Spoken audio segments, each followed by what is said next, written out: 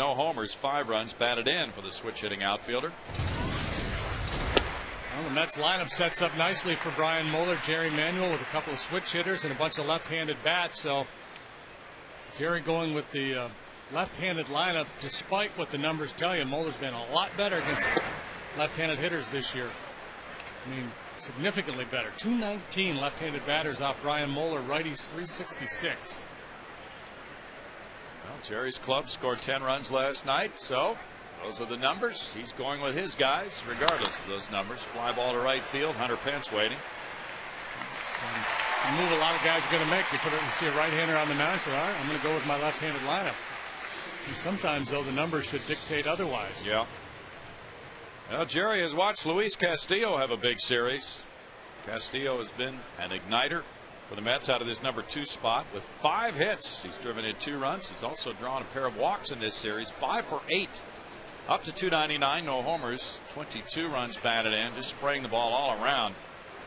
And third baseman Jeff Blum knows he needs to be ready with Castillo either for a bunt or a ball hit hard his way.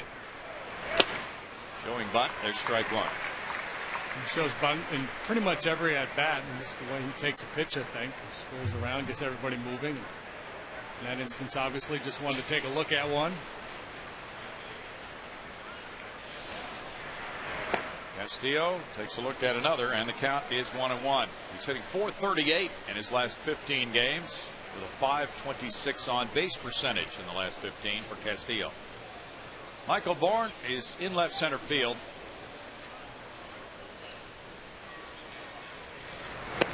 Castillo looks at a close one. 2-1. Could argue that all 3 of the pitches to Castillo so far have been in the strike zone. Hopefully this trend doesn't continue. 4 straight quality starts for Brian Moeller. Castillo around and takes another ball to go to 3-1. And Brian usually does not hurt himself with walks. He's walked 2 in each of the last 3 starts. He survived 4 walks at San Diego, giving up just 1 run in that one.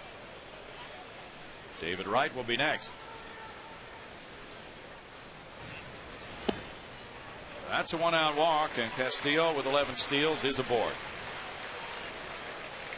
It's the 3rd consecutive game that Castillo has walked in his first at bat. And I'm convinced all the movement he does in the box has to affect the pitcher. Yeah, he does move around a lot. You're right. It may affect an umpire, too.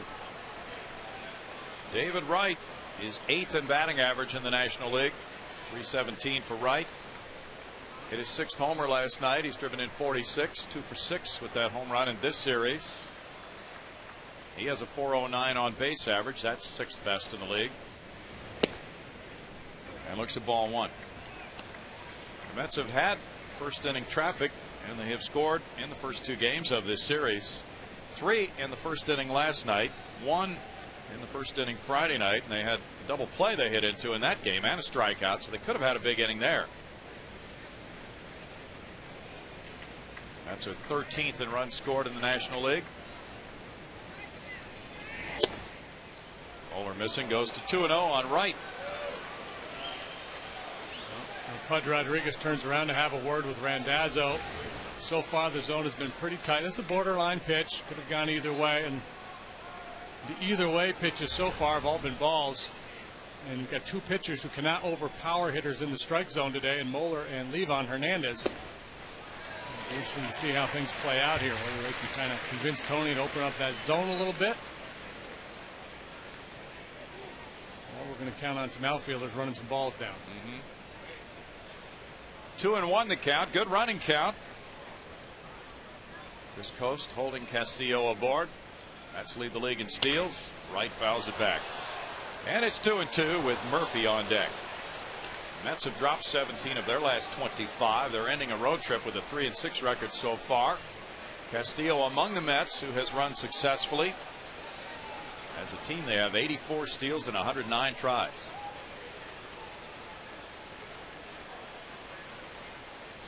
Yeah, and when they've got all their weapons, they can beat you so many ways. They have power, they have speed. Wright can steal bases, Castillo, of course, but the guys on the DL, Beltran and Jose Reyes, some of the best base stealers in the business. Right hits one in the hole. Backhanded. Tejada goes to second. Matsui to first. Safe at first. Wright, who runs well, beat the wrap on a double play ball. Castillo retired for out number 2. Yeah, it's a credit to Tejada and Matsui. That play was as close as it was at first base. And this ball hit toward the hole. And backhanded play by Tejada quickly unloads, and a good quick turn by Matsui. Castillo really not close enough to try to upend Matsui, so he just peels off into right field, and there's the play at first, right just ahead of that throw. Daniel Murphy has 3 hits and 9 at-bats in this series, and an RBI coming last night from Murphy. Wright has 21 steals. He's 5th in the National League. Murphy, the cleanup man, with 5 homers, 32 runs batted in, a .244 average. The Mets do not have anybody with cleanup type numbers right now with all the injuries on their club. Murphy with ball 1. Daniel, 24 years old, from Jacksonville, Florida.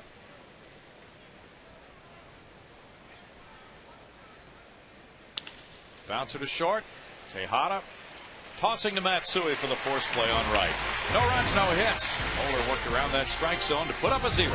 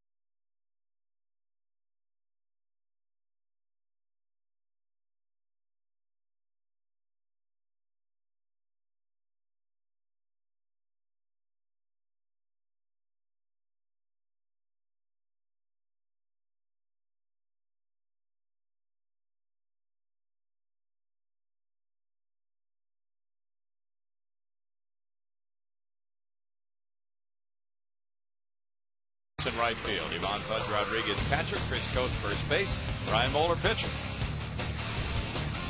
The veteran Livan Hernandez strides to the hill for the 19th time this year. He's got a winning record, 6-5, an ERA of 4.93. Livan, he's kind of like the buffet line. He's a little bit of everything. Michael Bourne goes for the first one. There's strike 1. Nice, easy delivery. Doesn't throw hard. Try to throw that two-seamer. Comeback two-seamer. He'll start at the hip of a left-handed hitter. Try to curl it to the inside corner. Big slow hook. He's been in double figures in wins for 9 straight years. It's 2 balls and a strike. Michael Bourne's put together a 4-game hitting streak. He has moved around from Florida to San Fran, Montreal, Washington, Arizona, Minnesota, Colorado. 2-2. And now a Met. In the old days, I would have nicknamed him Suitcase or something like that. Yeah. He's that two-seamer I was talking about. It's to run back to the inside corner on lefties. Throw a lot of pitches, but he works quickly. Bourne hits it in the air to right field. Backing on it is Francoeur, still going to the warning track.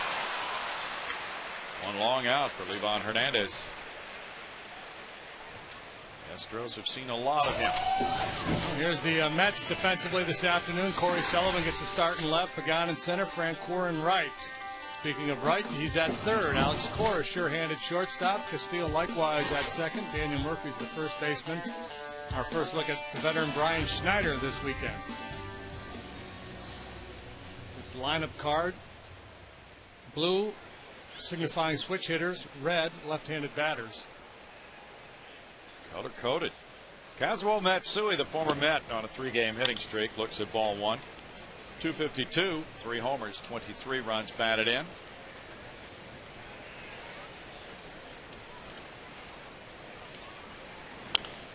Fouls that one away, and it's 1-1. He keeps his hands close to his head, doesn't he? He does. Starts the hands high. Not quite Carl Yastrzemski, but a little bit reminiscent. And, back in Japan, he hit for power like Yaz. True. The Mets for those 3 years, 13 homers, 94 runs batted in, but that's not his thing. His thing is getting on and scoring runs, playing a good second base. 2 balls, 2 strikes. So he's asked to do something differently than he did in Japan. Well, if he could hit home runs here, I'm sure he would. That would be nice. The ballparks are a lot bigger here than they are in Japan. Now it's 3-2 on both of the first 2 hitters for Livan Hernandez. So 11 pitches already for the Cuban-born right-hander. Fouled away, and that would be one of the missions for the Astros. Make him work today. He likes to live out of the strike zone if he can. Get hitters to chase his pitch. He's been effective doing it. And he has a 1-out walk. Again, a borderline pitch that went the way of the hitters. Yeah, you're absolutely right, Brownie. That's the MO for Livan Hernandez. Try to spend as little time in the strike zone, get ahead, and then try to work out of the zone, try to get you to hit his pitch.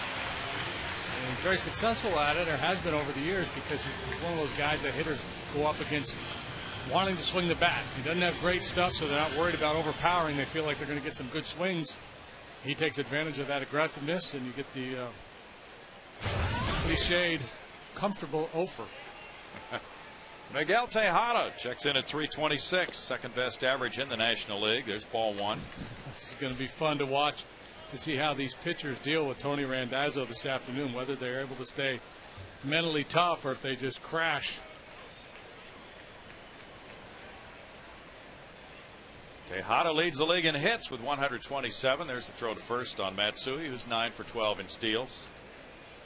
Brian Schneider, who's been on the disabled list and just really has not been the everyday catcher, has thrown well. He's thrown out 7 of 18 for 39%. 1-1. Got a chance to see that spotlight show last night at 10 on Miguel Tejada. That is an excellent. How was it? Oh, just terrific program showing footage of him growing up in the Dominican. He's 6 for 16 against Livan and pulling his entire family up out of poverty.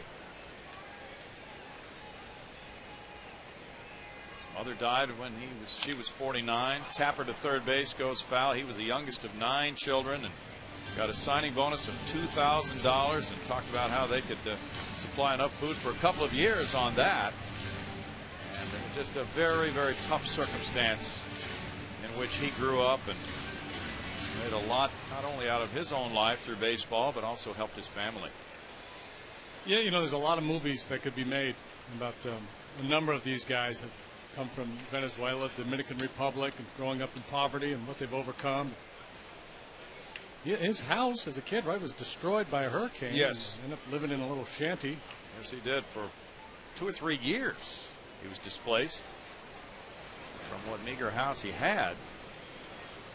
So he really did appreciate things. He sold food in the streets for a time as a youngster, and he shined shoes. Everybody had to work, no matter what age in the family. His father went out and got what work he could, but was home every night with the family. His dad got pretty emotional during the interview. A very well done program by Patty Smith, and Jesus Ortiz did the translating for Miguel's father on the interview. He'll be airing several more times. 1-2 on Tejada. That's the neat thing about Miggy. You could understand a kid coming from those circumstances. It would be all about the paycheck. Just get over here and make a bunch of money. But that's not the way he approaches the game. I mean, he just loves to play. True.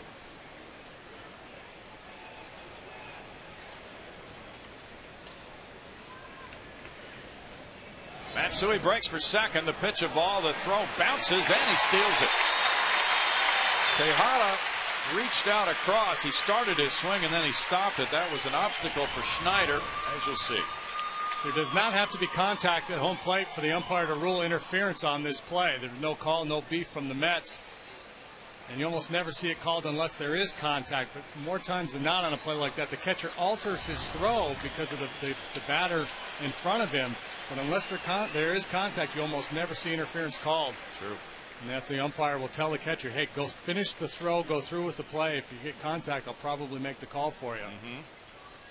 He probably could have done it on that one and gotten a call. Now a full count, the third straight full count. Fly ball left center field. Sullivan back, and that one drops for extra bases. 1-0 Houston. RBI double Tejada. 55th run batted in. All of last year he had 66.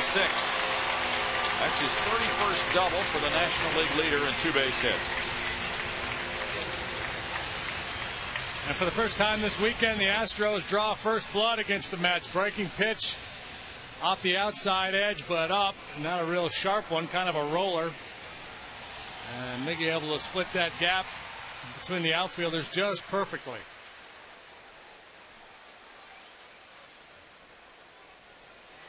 Brian Moeller gets an early run. Carlos Lee will not be satisfied with that.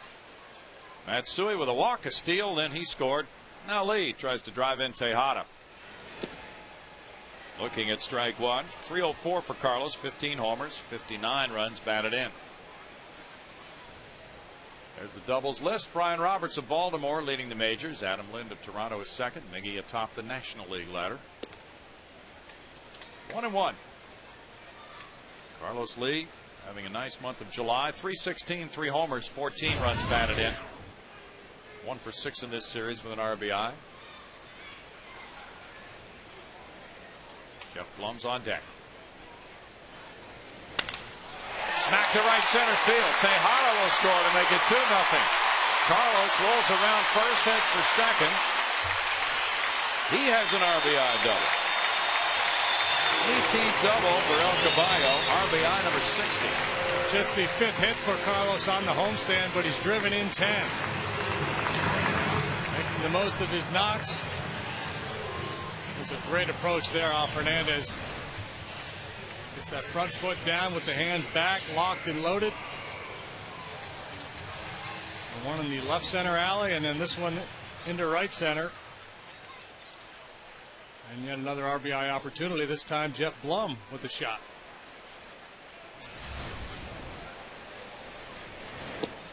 He takes, and it's ball one to Jeff. 273, 4 homers, 32 runs batted in. 10 runs batted in on this homestand. This is game number 6 of the homestand. Tejada scoring for the 53rd time. Strike evens the count at 1-1 for Blummer. He had his family out in the field. Family day before the ball game today. Jeff 0 for 2 in this series. Big crowd out there this afternoon, this morning. Now the field was just packed. Your family was out there. What did you guys do? Well, we took a picture. We roamed around, chatted with a few folks for a little batting practice to Donnie Raymond. The girls helped shag. Donnie Raymond can hit. Yep. Tim Burdak's kid can really hit. Did you see him? Yeah. There's the gang. I tell you, I didn't see all the kids, but the one I was most impressed with was Sean Barry's daughter. I was watching her throw football around with her brother.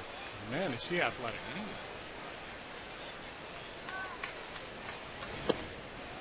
That's ball 3 and another full count. This zone is unbelievably tight. So we could be here for a while, you're saying, maybe. Good grief, Tony, it's getaway day. Tony Randazzo. Maybe it's a camera angle. There have been 4 3-2 counts for Livan Hernandez to the first 5 batters. That's up the right field line. Line shot to the wall. It's going to be another RBI double to make it 3-0. 3 in a row. Long's 10th double of the year. 33 runs batted in. Why don't you make it a double, Lloyd? Gotta love those doubles.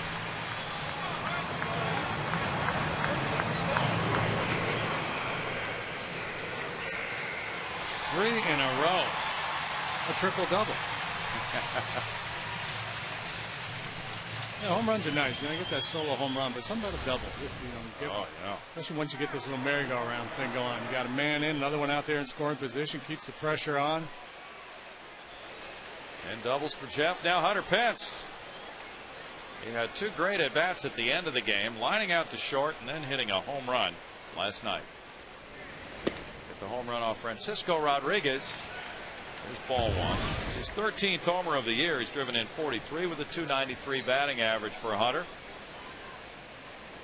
That was a 2-run shot in the 9th inning in the Astros' 10-3 loss last night.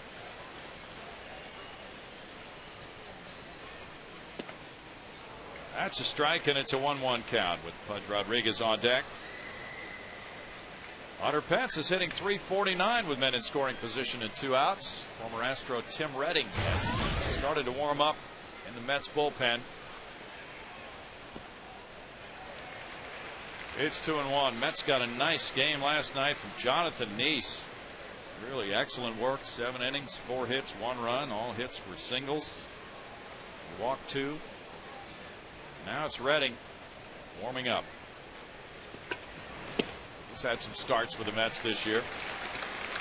3 balls, 1 strike. There's Neese getting his first win of this season. He won 1 last year. As you have said in the past, this is a really good day for a starting pitcher. Yep. The day after pitching like that. After W, throw the arms up over the rail. Launch a ball game and not to worry too much about that next start. You got 4 days to sit on this one. That's a strike, and it's 3-2. Why not? Let's just start with 3-2 counts on everybody. Yeah, speed things along. Some umpires do tend to umpire the count. You get 2 strikes and they don't want to ring anybody up. Over 3 balls, they're willing to call strikes. They end up with a lot of 3-2 counts.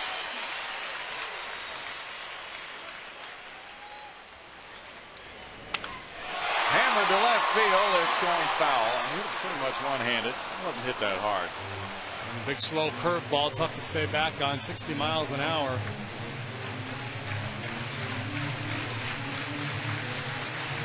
He is unflappable. Ron Hernandez, 13 and 11 last year. 3-ball count to every batter. Oh, you're right. He's a very good competitor. You've seen him have games where he'll give up 4 or 5 runs and then settle in and give you 5, 6 zeros after it. I think he had a 1-1 count on Carlos.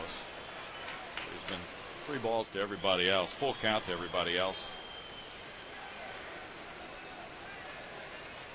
Ivan's brother, Orlando El Duque Hernandez, also a major league pitcher for years. Off the middle into center field. Blum to third base. Dave Clark wants him to score. Pagan with a throw to the plate. And the tag by Schneider gets him. Well, Jeff was kind of stuck in the mud there as he tried to get home. And Hunter Pence has a single, but no RBI on the 8-2 play with Pagan getting his 4th outfield assist. And a pretty aggressive send here by Dave Clark with Jeff Blum running. A pretty sharply hit ball to center field. Even though the throw is offline a little bit, Schneider makes a nice play coming back to apply the tag. But that's what Dave Clark was counting on. An errant throw, a little bit of a mishandle perhaps. If Schneider bobbles that ball, Blummer's in safely. You got a pitcher down, you got him on the ropes, so Dave Clark is trying to continue to apply pressure. Now it's Pudge Rodriguez. The throw goes over on Hunter Pence. I have to ask Jeff after the game, and this might not be true, but it looked on that replay as if maybe he changed his mind. It looked like maybe he started to go in feet first and then changed to a head first plan, but that might not be right. Pudge is on a 5-game hitting streak, 265, 8 homers, 33 runs batted in. Starting all 3 games in the series. There goes Hunter. The throw from Schneider right on the bag, and the Mets get him. The Astros break out with 3 on 4 hits in the first inning. It's 3-0 Houston after 1.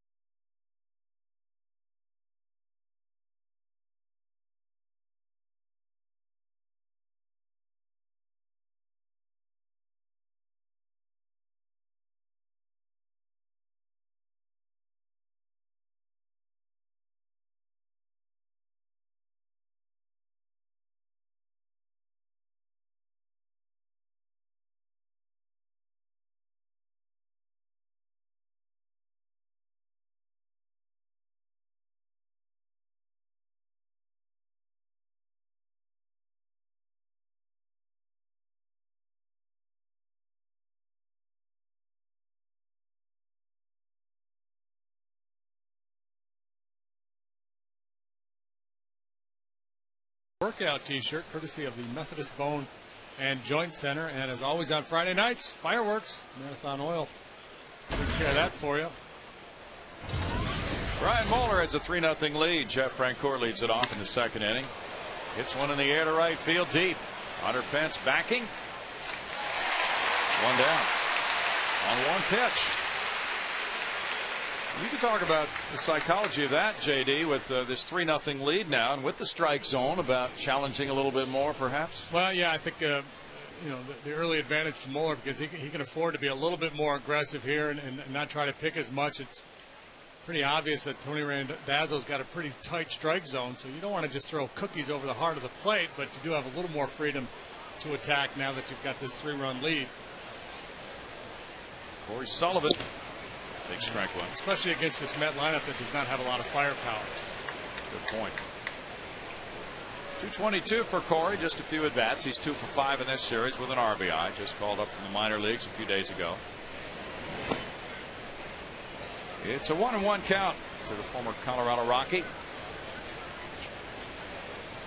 Native of Tulsa. He had a pinch hit off of Troy Hawkins Friday night, and then last night a hit and an RBI to go with a walk. Well, we're taking something off, and that's ball 2. We've got back-to-back changeup Sullivan, and Sullivan taking them as if he knew they were coming. I mean, that's a pitch a lot of guys are going to attack. They've probably watched a lot of video, and they know how Brian likes to attack left-handed hitters. 2-2. Brian's walked 28 this year. He's in his 88th inning. Good ratio for a pitcher.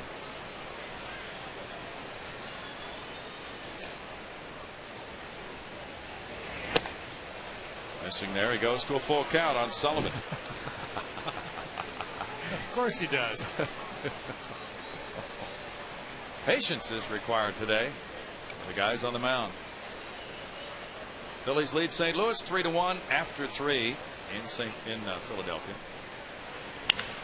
Smacked on the line to left field. Carlos Lee backing. 2 outs. Today's Geico quote comes from Hall of Famer Jim Rice. Unlike Ricky Henderson, believe me, I wasn't paid to walk. I was paid to try to do some damage. Well, he certainly inflicted a lot of damage. A big RBI man in his career with the Sox.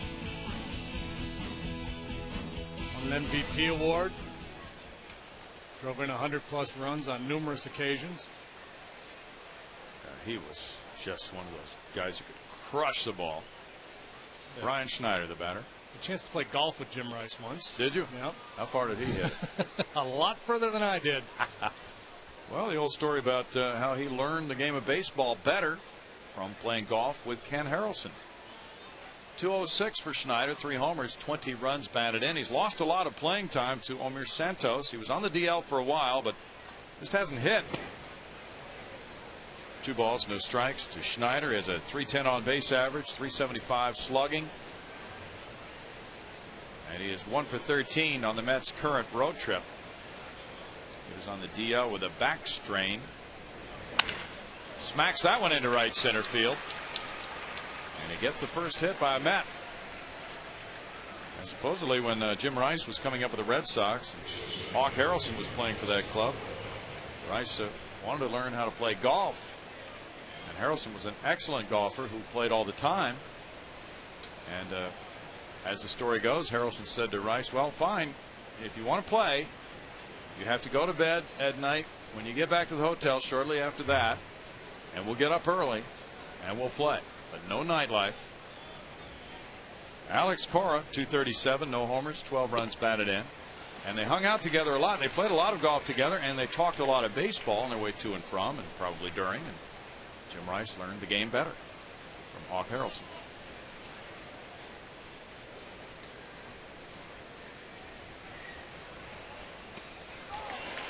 It's 0-2. Most managers don't want their position players out playing golf during the season unless it's an off day, for fear that it'll mess up their swing or they'll come to the ballpark a little sluggish.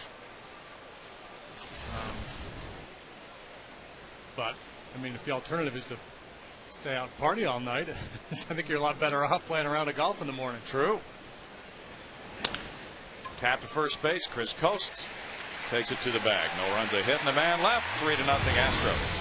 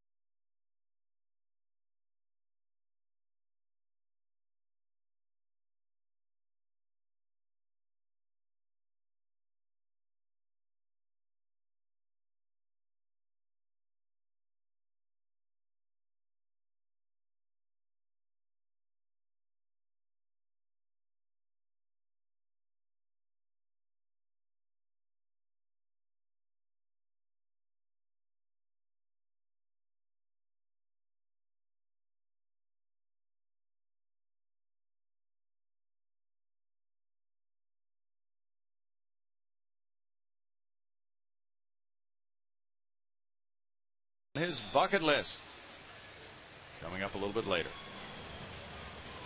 Astros put together 3 consecutive run-producing doubles. Tejada, Lee, and Blum, and they had 4 hits in that productive first inning. Pudge Rodriguez was at the plate when Hunter Pence was thrown out trying to steal to end that rally. Well, Pudge, 265, 8 homers, 33 runs batted in. Getting a chance to catch all the games here this weekend. That's a rarity. It's ball 1. Talked about Livan Hernandez's ability to take a blow, to be on the ropes, and then recover and pitch a good game. You just hope the Astros didn't let him off the hook by running into a couple outs there on the bases in the bottom of the first. True. 1-1. Hernandez threw 36 pitches in that first inning.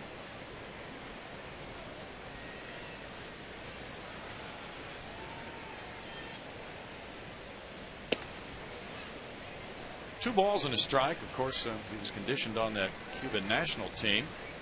Used to staying in games for a long time. Pudge is having a nice month of July. 333.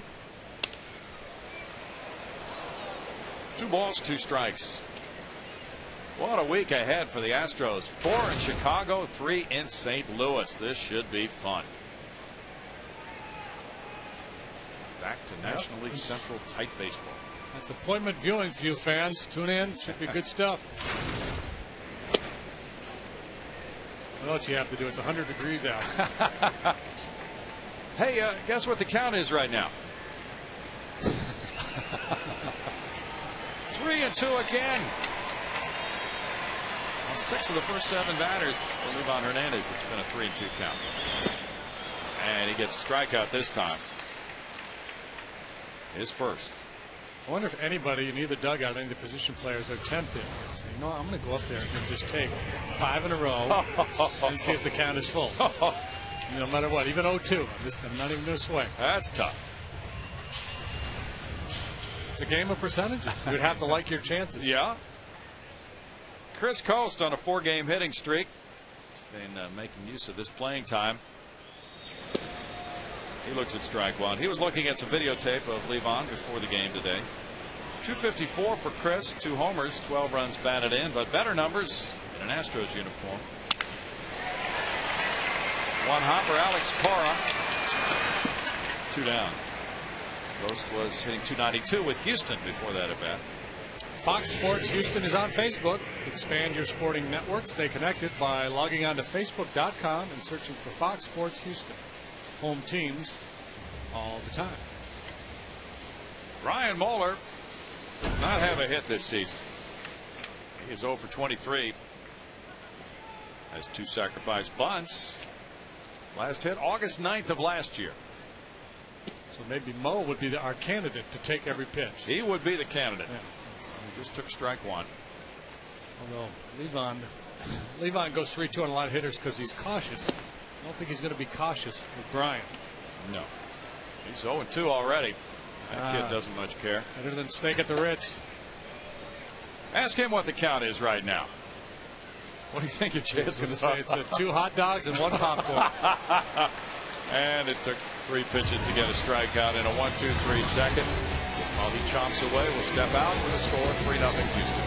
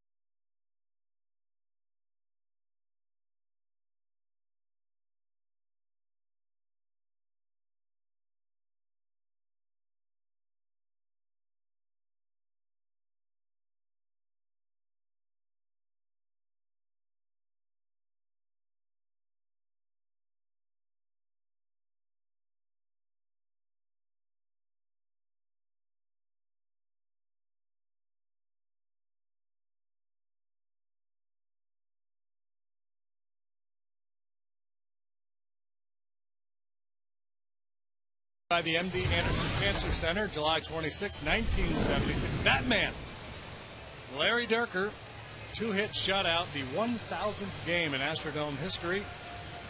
Dirk and Bob Watson lead the Astros over the Padres. The Bull had a home run, drove in 3. That's quite a day for number 49. He was just here the other night.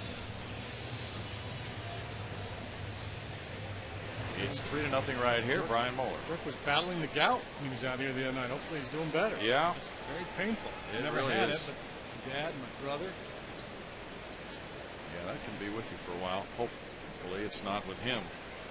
Levon Hernandez, the youngster, taking a breather. Looks at strike one. Levon is a good hitter,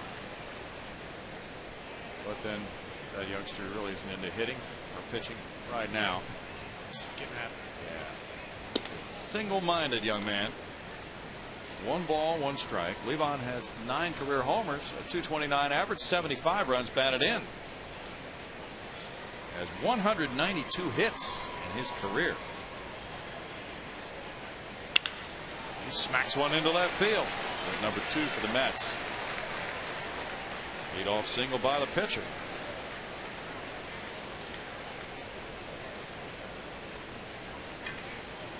Brian Moeller will work from the stretch to Angel Pagan, who hit a fly ball to right, leading off the game. Pagan on a 7-game hitting streak. Phillies 3, Cardinals 2, top of the 5th in Philadelphia. Todd Wellemeyer going for St. Louis against Joe Blanton. Chase Utley had his 22nd home run, and Mark DeRosa belted number 17. Skip Schumacher leading off at second base. Julio Lugo batting second at shortstop for St. Louis. Lugo and Holiday both off to good starts in a Cardinals uniform, and Mark DeRosa hitting his stride too after a sluggish start. He's really done a lot to improve that club. Tony La Russa has Holiday hitting 4th behind Albert Pujols, and then Ryan Ludwig 5th. Lineup today. So as you set your weekend viewing patterns for next weekend, that might be the lineup you'll see when the Astros are in St. Louis. No balls, 2 strikes. It should be a really interesting weekend in St. Louis. It all starts tomorrow night in Chicago. This trip through the 2 tough teams in the NL Central for the Astros this week. 1 ball, 2 strikes. Next telecast, Rodriguez versus Zambrano tomorrow night, 6:30 on Fox Sports Houston from historic Wrigley Field. Wandy's 10-6. Carlos is 7-4.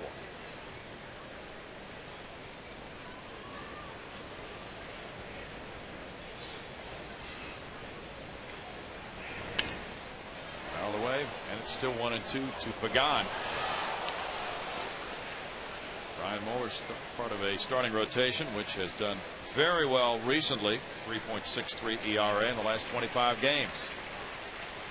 Phillies cap, Astros top. That's probably his little league team. Probably plays for the Phils. Up the middle, backhander Matsui with a flip, and then Tejada guns safe at first. Good play by Matsui. Take that to the backhand side and get the force on Hernandez. Not as slick as it gets right there by Caswell. Sharply hit. Tough little in between hop. Nothing to it. And then the shovel underneath to Tejada. Pagan, speedy guy, able to beat it. That would have been one for the highlight reel. Oh, yeah. Pagan beats it out. He's at first for Castillo now. Castillo walked in the first inning. Tejada was talking on that Spotlight show. Hopefully you'll see it, about how youngsters grew up. They fashioned their gloves out of other materials. Didn't have real gloves. There's ball 1 to Castillo. Makes youngsters in this country appreciate what they have when they see a program like that. Well, it should. It should. May not. It does. I don't know. May not work that way. Fly ball, right center. Hunter Pence is going hard for it. It's way back into right center field. That's extra bases. Bounce off the fence, and it stays in play, and a run will score to make it 3-1. And in with a stand-up triple is Castillo. That's his 23rd RBI. He's having a big series here. On base constantly. I think if Castillo's more of a singles hitter, but he really gets through this pitch. There's a lot of backspin, and that gives it additional carry. And Hunter was fooled by that ball. Initially broke across and then realized that's not going to get it done. Had to adjust his route, but too late. Castillo showing some surprising pop there. Yes. He thundered that ball for his 3rd triple of the year. Now the infielders are moving in halfway. That's kind of surprising. David Wright, the batter. He bounced into a force play earlier. And he flares one into right for an RBI single. It's 3-2 now as Wright picks up his 47th run batted in.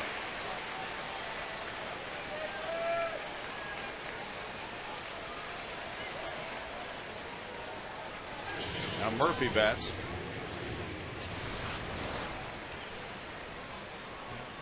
Right, it's a smart hitter, man on third. He's thinking about getting the ball airborne, so the last thing you want to do is roll over on one, so you wait a little bit longer, willing to let that pitch get in on him, get a little deeper, and just fight it off. Now Wright has his lead with Murphy batting. Murphy bounced into a force earlier.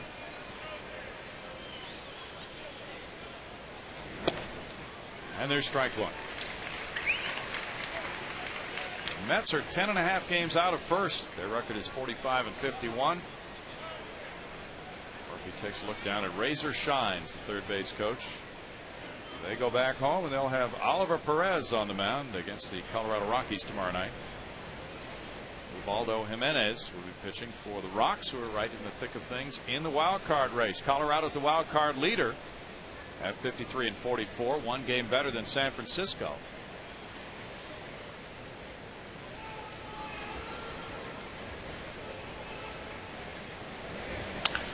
Bouncer goes foul, first base side, and it's 0-2. San Diego just got a run in the top of the 6th at Washington and leads 1-0. There's that wild card picture right now. Tight. Astros 3 games out in that one. They're a game and a half out in the NL Central, but that's not of consequence to that youngster. Well, that's the first dog of the day. Got one down. There'll be more. A little paperwork, clean things up. Just a little appetizer. Got that contented look. Runner going, and it's foul back.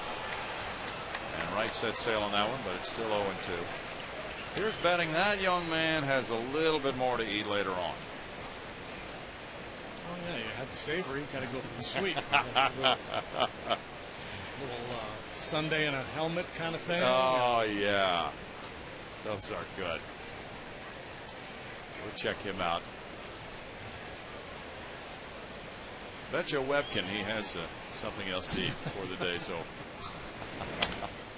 Fouled away, still 0-2.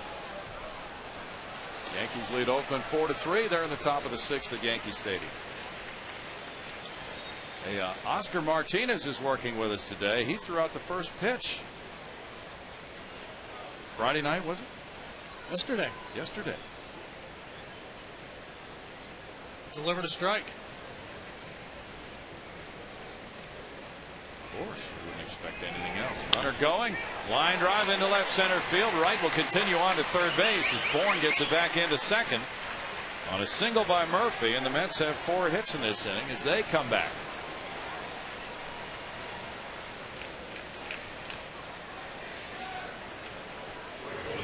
Budge out to the mound. Jeff Francoeur will be the batter.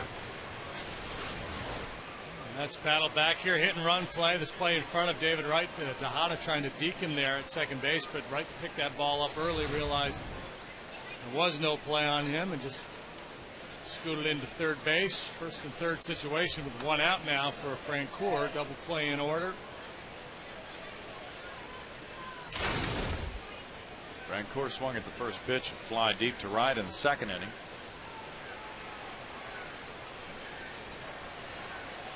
Francoeur last night ripped a 3-run homer in the 5th. Also had a sac fly and a single in that game.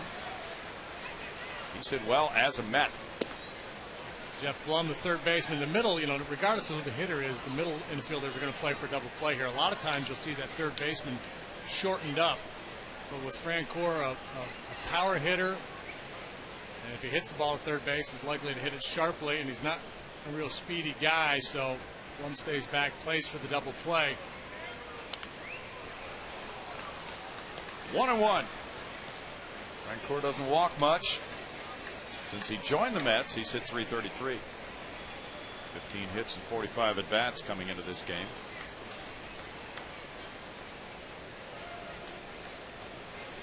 And he has done some slugging with New York, so the change in uniform seems to have agreed with him so far. Just about average for a major league pitcher in ground ball to fly ball ratio. This one is a fly ball. Carlos Lee with the runner tagging at third and first makes the catch. This will tie it 3-3. The throw going into second on a sac fly by Francoeur. Francoeur's 48th run batted in. So we start all over again. Well, the 3-0 lead is gone, and now it's Sullivan. Francoeur able to get that ball deep enough where Wright could score easily, and Lee made the right play. He had no shot at David Wright, so keep Murphy out of scoring position, get that ball into second base. Francoeur seems to be enjoying his time with the Mets. We've seen a lot of smiles on his face this weekend. Sullivan line to left his first time up. Moeller checks the base runner Murphy with a throw. That's a battle back to tie at 3-3 after the Astros got 3 in the first on doubles by Tejada, Lee, and Blum. Blue Jays 5, Rays 1. They're in the bottom of the 7th. Push through the arm back, look at first base. He goes back in. He was in complete panic mode. Yeah. Scrambling and flopping like a touch. That was kind of fun. Yeah. I just have to. I don't even have to shoot that arrow. I just have to pull it out of the quiver.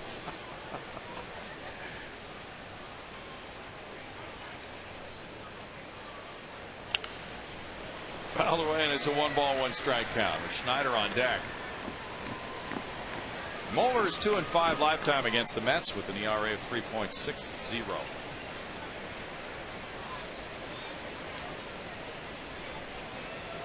Ryan is 2-4 in his home ballpark this year with a 5.59 ERA.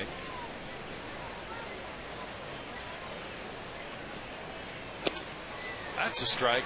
It's 1-2. Red Cecil has the lead for the Blue Jays over the Rays. Jeff Neiman started for Tampa Bay, gave up 5 runs in 6 2/3.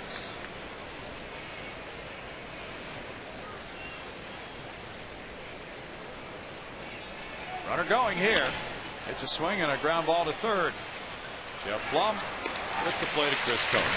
The Mets tie it with a 3-run third. Coming up with 4 hits, leaving a man. It's 3-3.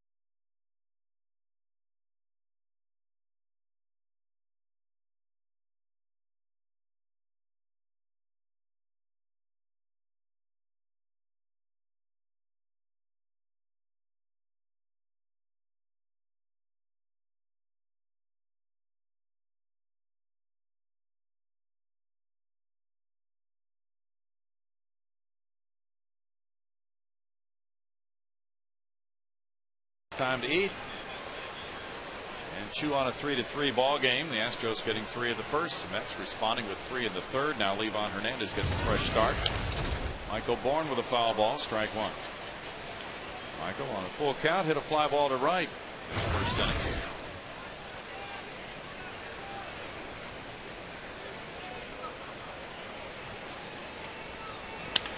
This one a liner caught by Alex Cora. Cracked that. Out number one. The Mercedes-Benz E-Class Attention Assist of the game, showing you a Mercedes-type play from Matsui.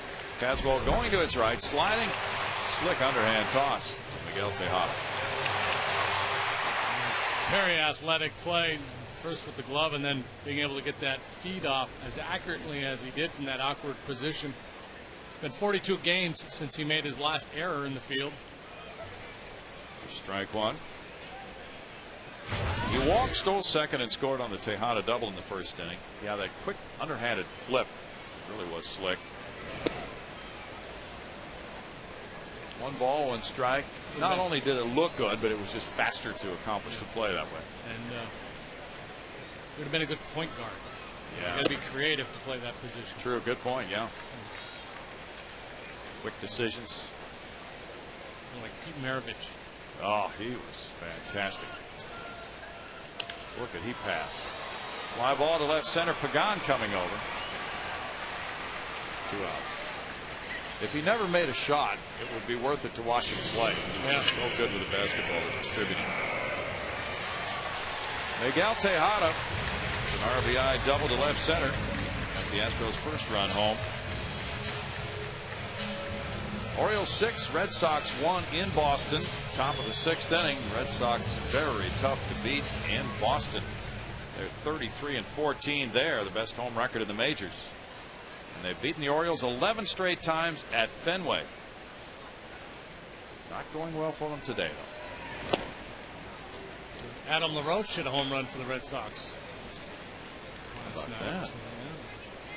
Jason Bay went over and has done great things in a Red Sox uniform. Maybe Adam LaRoche will follow suit. Yeah. That Pittsburgh to Boston pipeline. That one's out of play, and it's 0-2. Pirates heading closer to the ocean. That's the theme. And what they've done is move Kevin Youkilis to third base and played LaRoche at first base. Big Poppy's the DH. Seems to be working well for the Red Sox. We're in a nice playoff position right now. Hernandez is a great fielder, and he takes care of that one, and he's retired 6 in a row now. It's tied 3-3 through 3.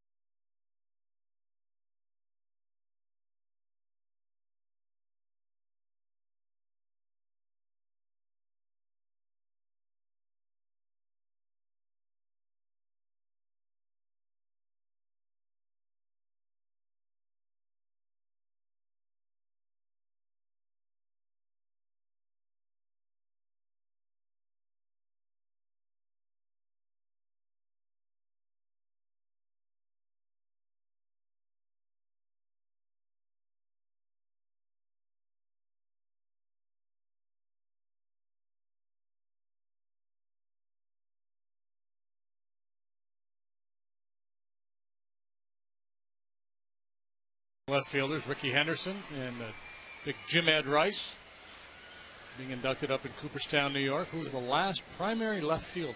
That's a good question. I think I saw that earlier, so I'm going to recuse myself. Wow. Brian Schneider reached on a single on a 2-0 pitch in the second inning. Hit it hard to right center field. But we were just talking about a team that I think he played for. It's a guy I'm thinking of. You thinking of Yaz? Yeah. That's the first guy that came to my mind. I think that's the answer. Strike one to Schneider.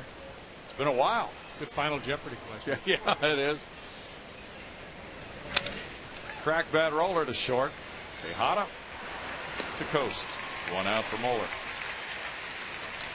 Jack in the Box standings. Astros minor league report, as we do every Sunday for you, showing you Bud Norris with a 2.63 ERA at Round Rock. Yorman Barzardo won a game last night.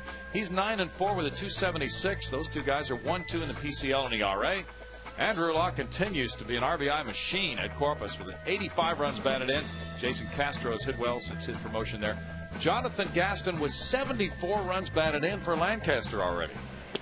I think he's leading the minors in runs batted in. He was. Tonight it's Frisco and Corpus. Omar Poveda versus Andy Van Hecken. Right here on FS Houston at 6 o'clock tonight. Andy Van Hecken, didn't he used to be a referee in the NHL? There's a looping hit to left field by Cora. And there was somebody with a name like that. I think it was Andy Van Hellemond or something like that. Cora's on, and it's Livan Hernandez coming up. Now, Brian Moeller is a good guy to have on the mound after the Astros lose a game. When he starts after a loss, in 9 games, the Astros are 7-2. And he's 6-2 with a 3.88 ERA after a loss. Hernandez singled first time up. Running right through that bit. Look at his bat like there's a hole in it. How on earth? What have we got here? I missed that. Swiss cheese? What is that? How could that happen? Who's pitching? Houdini? David Blaine? What's going on here? Wow. And he fouls that one. Yeah. I'm a little bit surprised they've got him sacrificing here with 1 out already, and the fact that he's such a good hitter. Yeah. He's the one that got things started in the third. It's the play most managers are going to employ, but would have understood it if Jerry had turned him loose and let him swing. And the problem now is if you get a swing out of pitcher's pitch and 2 strikes, you hit that little ground ball to short, and you get a double play and out of the inning. That time he swings wildly and it strikes out. That's 2 outs for Brian Moeller. That's the first K. Now Pagan is 0 for 2 but scored a run. Moeller shooting for win number 8. In his last 13 starts, the Astros are 10-3.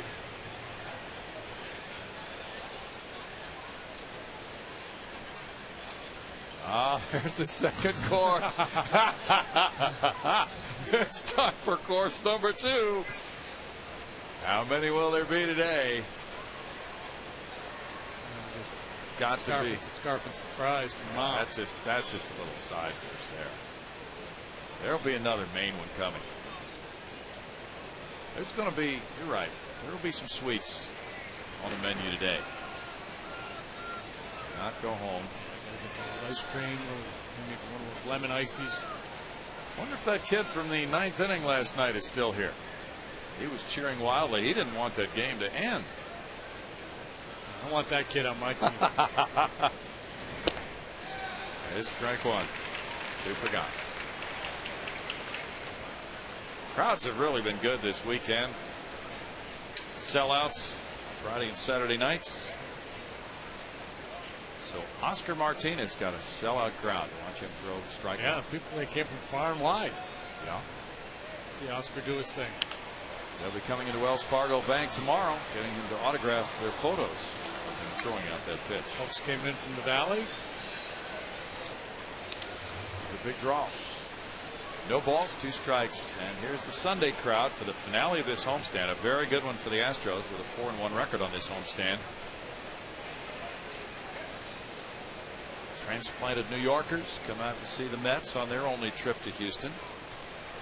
A lot of those.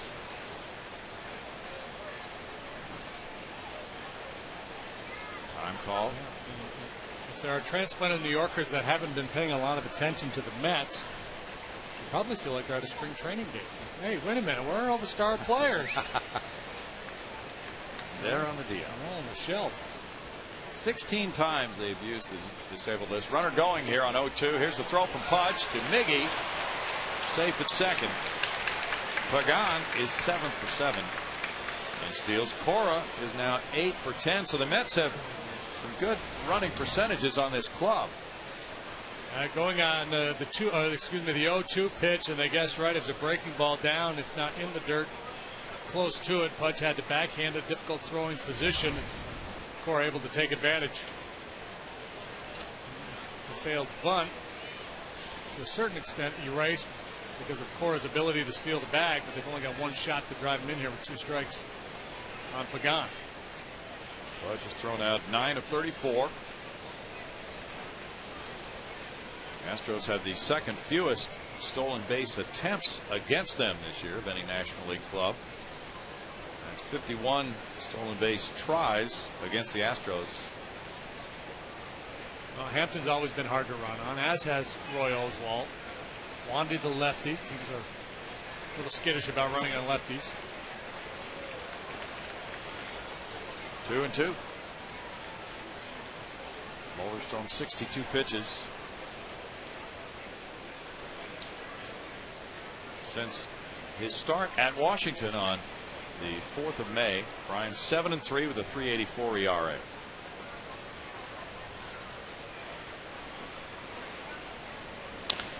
Bouncer goes foul. Aaron Boone is working out with the Astros, and he's going to make the road trip to Chicago and St. Louis, and he'll be reevaluated. He's doing everything, taking BP, ground balls.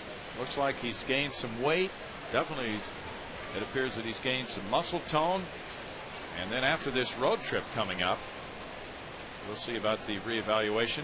He's expected to go out on a lengthy rehab assignment. So more than likely wouldn't see Aaron Boone in a big league game until September. But usually they get that comeback player of the year award for a guy from 1 year to the next. But if you're ever going to make an exception, if Aaron Boone plays in the big leagues this year after open heart surgery, oh yeah, in spring training, you're right. I'd be inclined to give him that award. Definitely. It's a remarkable story. Can you remember another player doing that? I can't think of somebody who's had heart surgery. Well, Bill Kale had his heart thing, so I guess we'd lead the league. Lead the league in heart procedures, and why not? Houston. That's true. Fly ball center field deep. Bourne has a long run. This is way over his head and up on Towles Hill. The Mets take the lead 4-3. Here's Pagan racing to third base, getting a stop sign there on an RBI triple. That's an 8-game hitting streak for Angel Pagan. That's his 4th triple. RBI number 6 as he unloaded. It's a big 2-out, 2-strike extra base hit. Yeah, directly over the head of Michael Bourne, and Michael had no chance at all to track this one down. We talked earlier about Castillo surprising with the power he showed. Pagan's got a little more pop than Castillo, but still you don't expect him to hit the ball that far to straightaway center field. The Mets have come back from 3-0. They lead for the first time at 4-3, and Castillo's the batter. Castillo has an RBI triple, so the Mets had 2 of those already in this game. He also has a walk. Now Pudge out to the mound. Aaron Boone was telling me his Tom Seaver story today before the game, that he got a burn on his calf riding on a motorbike behind Tom Seaver. 65 pitches for Brian Moeller in the game, 23 in the 3rd inning. It was during the strike year of '81. Tom Seaver came to visit the Boones back east, New Jersey, I believe, or Connecticut, and he went riding on a motorbike behind Tom Seaver, and he burned his leg on the muffler, pressed it up against the muffler. receiver doing riding a motorcycle when he was an active player? Well, he wasn't active. It was a strike. Oh, well, I guess. Sort of. Come on, Tom. Terrific. Be careful, man. There's ball one to Castillo. And he bunts, and it's a good one. Barehanded, throw home. It gets by Podge, and the Mets score another run to make it 5-3. Well, it was an alert play for Brian Moeller because Castillo was going to beat it out, so he threw home, but threw it low. And the Mets get run number 5, and Castillo bunts him home. Yeah, and Castillo, who's been showing bunt all weekend long, is a very capable bunter, and he showed bunt the other night with a man on third and 2 outs, and it's a questionable play because you got to make sure you have a speedy guy on third, a guy who's going to read it well. And I don't know. I thought the best option was still to try to get Castillo at first base here. Would have been a tough play either way. Yeah. And I guess if you're Brian, if you're thinking if I turn and throw to first and I'm late and I let that run score, I'm really going to be kicking myself. So, yeah. And that's the thing as a pitcher with that guy coming down the line from third, instincts kind of kick in and says, I want to get this man. It's ruled an RBI single for Castillo, his second run batted in the game. 24th of the year. It's hit number 7 for the Mets, and now it's 5-3 with David Wright batting. He drove in the second run back in the 3rd inning with a hit to right field. Calling it a fielder's choice. Okay, now it's changed. Yeah, no RBI single, no RBI, and a fielder's choice. There's ball 1. So from the official scorer's point of view, they had a play on Castillo. Yeah. Wesley Wright is warming up now for Houston. Lefty hitting Dan Murphy on deck.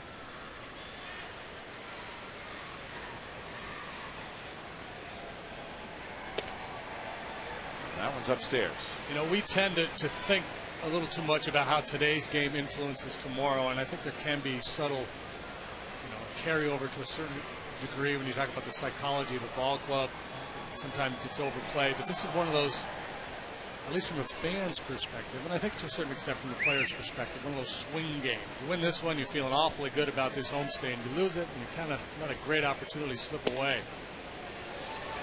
And you swept the Cardinals, and this undermanned Met team comes to town. You feel like you should take 2 out of 3 before heading into Wrigley. And again, I don't think if you end up losing this game, there's a significant carryover into tomorrow. Right. But you definitely feel like you let one get away by not winning at least 2 out of 3 from New York. 3-0 count here. Yeah, it's either 4-2 or 5-1 record on this homestand, depending on what the Astros do today. And the Cardinals are losing 5-2 at Philadelphia in the bottom of the 6th inning. Cubs are tied 1-1 with Cincinnati. They're in the middle of the 3rd. And that's the thing that's so interesting about baseball. People say, well, you swept the Cardinals. They're the first place team. Now this Met club comes in that's a mess. Yeah. They're all banged up, and you could lose 2 out of 3. But, don't lose to the Double-A club. Sure. Fly ball center field. Bourne coming in for the catch. And the Mets in the 4th inning grab the lead with 2 runs, 3 hits, and a man left. It's 5-3 New York.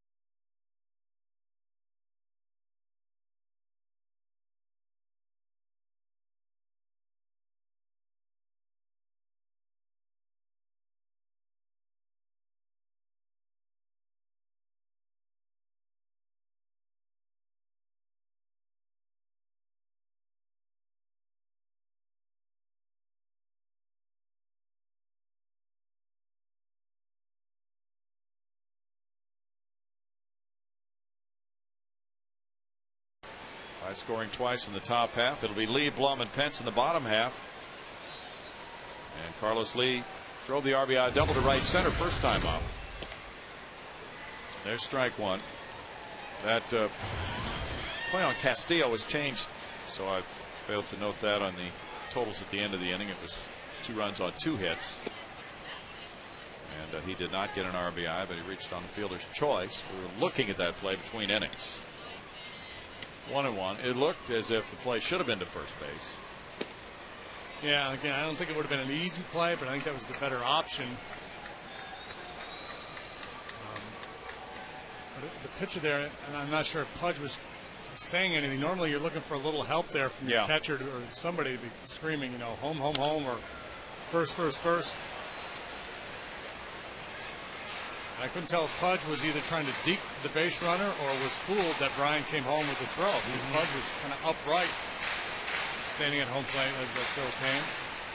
Did he take a little blow to the head on that foul ball? She may have, hopefully not. I'm sure you're celebrating. She got hit in the coconut. There it is, the highs and lows of fandom at the ballpark. That hurts, she said. Off the middle and into center field. Now Caballo's 2 for 2. And the Astros come back with hit number 5 of the day. Astros bats have been quiet since that 3-run rally in the first. A little work to do here, down 2 now.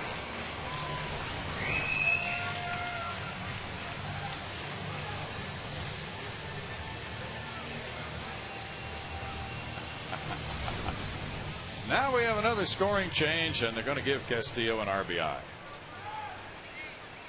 From the top of the inning on the bunt. Jeff Blum's the batter. There's strike one. He had an RBI double to right field in the first inning. Yeah, that makes sense. There's no error on the play. No. If you hit a ground ball to short and they throw it to first and you're out and the run scores, you get an RBI. Correct. So he has 2 runs batted in today. And big series this weekend. Blum takes that one. It's a 1-ball, 1-strike count. Now Livan Hernandez is a competitor. And now that he's in front, he's capable of hanging on to this lead.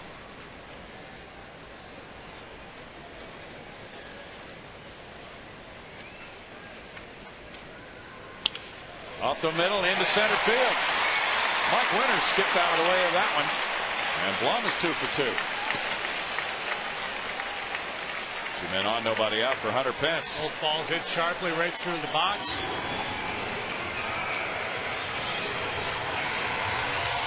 2 for 2. Blum 2 for 2. Hunter Pence looking for the same. Cecil Cooper would welcome that. Hunter singled to center in the first inning. Dan Warthen is the pitching coach. He's headed out right now. I don't know Livan Hernandez personally, but I'm guessing he would make a good pitching coach someday. Yeah. When you look at his stoic demeanor on the mound, the fact that he's been able to survive for such a long time with, you know, subpar stuff, smart he is, you know, what a good competitor. Yes, he is. Some of the most gifted guys don't make good coaches. I said Bob Gibson really didn't do all that well as a pitching coach because it's hard to, you know, when you throw 95 miles an hour with one of the best sliders ever, you can't teach that, and you can't relate to the guys who don't have those skills. Good point. Now it's Pence with 2 on versus Hernandez.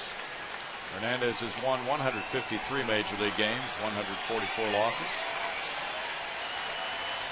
But Rodriguez on deck. Oh, he gets a late strike call. Wait a minute, Tony. Where did that come from? Hasn't been there all day. We'll do it now. Not now. What a time to break that out. Now Hunter's behind 0-1. He's 5 for 8 in his career against Livan.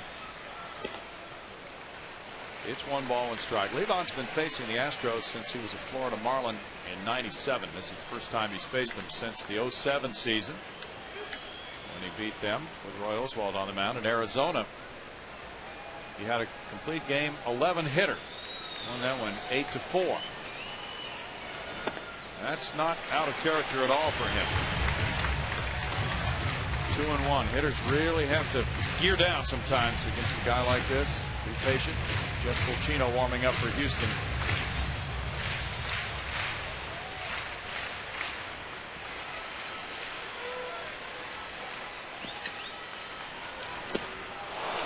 That's his pitch, and it's 2-2. He can work that if he can get a hitter to climb the ladder like that. Yeah, it's 87 miles an hour, so that's a little bit below hitting speed, but still tough to get to when it's up about letter high. Elmer DeSantis is warming up for the Mets. Now Hunter lays off, and it's a full count. 69 pitches for Livan Hernandez. 40 have been strikes. Crowd getting into it. The Astros led 3-0 after one. Now they trail 5-3.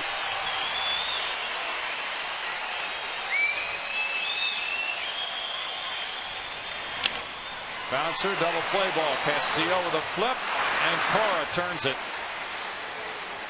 2 outs, lead at third base.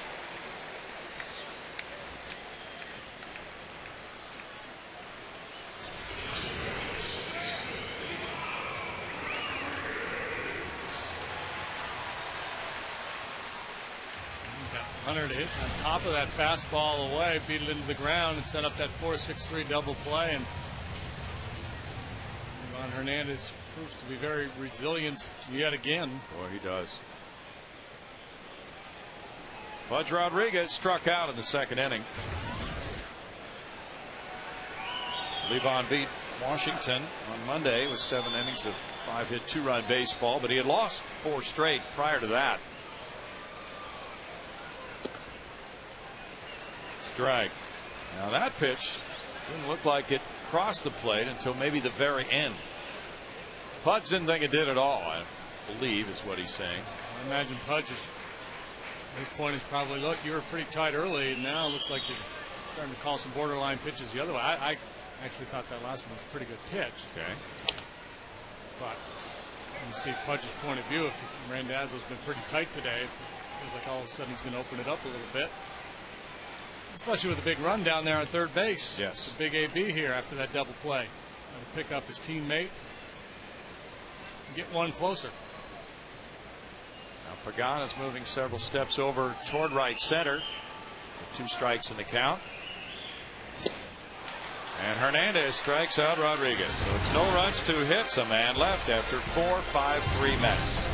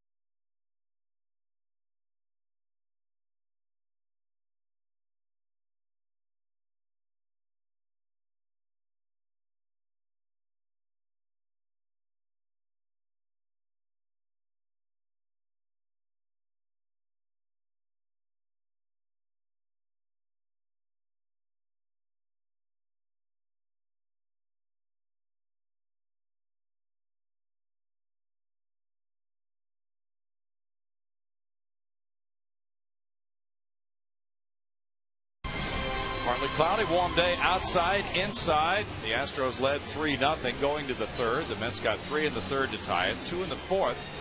Mets lead at 5-3 as you see the view from the upper deck down the right field line. And you see the pitching lines. And the stat lines for the season very similar coming into this game, and the numbers today also very similar. And giving up 5, Hernandez 2. Pitch count pretty much identical. Daniel Murphy showing butt, takes strike one. He singled to left center in the third after grounding into a force play. Moeller's due to bat second in the bottom of the fifth inning. He's at 73 pitches. 1 ball, 1 strike. Chris Sampson has been returned to the Astros roster from the disabled list today. Chad Paranto was designated for assignment after the game last night to get Sampson back onto the roster. And Cecil Cooper meets daily with the media. Wesley Wright warming up in the bullpen right now. He was asked if Chris Sampson would go back into the role he had before going on the DL. He said, no, we don't do that.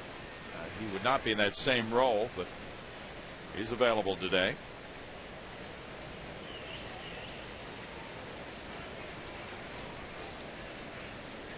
And Chris, through a simulated game on Friday, reported the usual soreness yesterday. Foul back. 2 balls, 2 strikes. So the Astros get Sampson back, and they are fortified as they try to win this ball game and go through the entire week on the road. 4 at Chicago and 3 at St. Louis. Coming back home to play the Giants in Milwaukee then. That's a strike, and Murphy's caught looking. Strikeout number 2 for Moeller. Murphy perhaps looking for something soft. Took a fastball right over the heart of the plate. Down around the knees. Drops his bat in his head in anguish or frustration at either himself or Randazzo, but it looked like a good pitch. Curveball to Jeff Francoeur, ball 1. Francoeur 0 for 1 with a sac fly.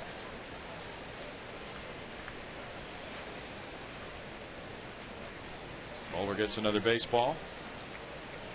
Moeller, 37 years old, making his 17th start of the season.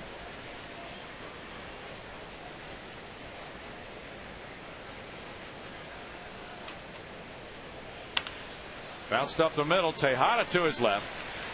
Throws from the grass. Good arm. 2 down. Astro fans, you voted on the top moment at Minute Maid Park, and we have a winner. Craig Biggio's 3,000 hit was chosen as the best moment in the past 10 seasons here at Minute Maid Park. This moment will be celebrated before the game, Monday, August 3rd against the Giants. First 10,000 fans will take home a Biggio 3,000 hit DVD courtesy of FS Houston and the Astros. Nice little keepsake. Ball 1 for Moeller to Corey Sullivan. He is 0 for 2. 5-7-0 for New York, 3-6-0 for Houston. Mets have stranded 4. The Astros have left 1. Up the middle, Moeller deflects it. Now it's going to be an infield hit. Corey Sullivan on with a 2-out single.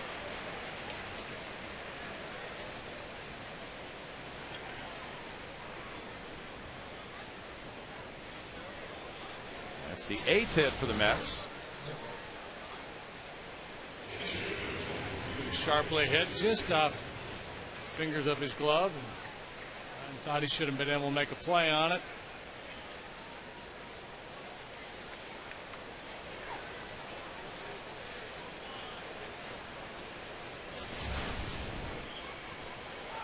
And gets Brian Schneider to the plate. Schneider is 1 for 2.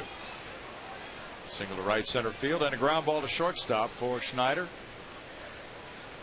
Formerly with the Washington Nationals. He looks at strike 1. Ramon Castro was the backup catcher, but he was traded when Omar Santos started to play well. So Santos has taken playing time away from Schneider with his excellent work. It's 1-1. Astros and Mets won't meet again until early October at Citi Field. Last 3 games of the season. Schneider, 32 years old. At 335 Mets at bats last year. That one up the line in left field. It's slicing and a foul ball. It could have scored Corey Sullivan, but instead it's strike 2. And the Astros finishing up with that series in New York. Just prior to that, they're in Philadelphia for a 4-game set. Could be a tough road trip with a lot on the line. Yes, it could be. In fact, I think it was Buster Olney. I was reading a column he wrote maybe over the break or just after the break, assessing the schedule strengths for the teams in contention. And the Astros, according to Buster, had, I think his contention was it was the toughest of all the contending teams in the second half. It's 2-2. Doesn't look very easy on paper.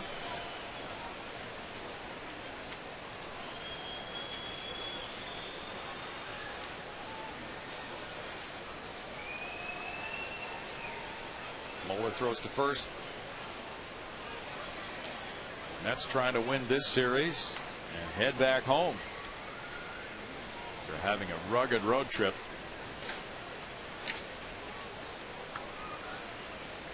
And they lost the opener with Johan Santana giving up 12 hits, tying the most he had allowed in a major league game. That was in 6 2/3 innings. Runner going. Throw from Pudge, wrong side of the bag, off the glove of Miggy. And now here's Sullivan heading for third. It'll be stolen base and an error on Rodriguez, his 4th of the year. And Brian Moeller looking in as if to say, well, where's the pitch? Again, a pretty close pitch.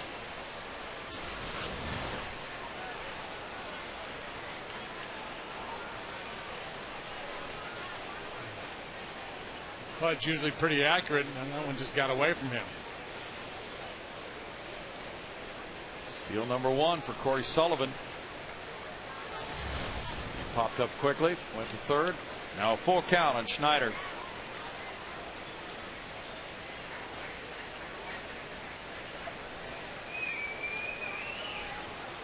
Astros used 3 relievers last night: Tim Burdack, Chad Peranto, and Wesley Wright.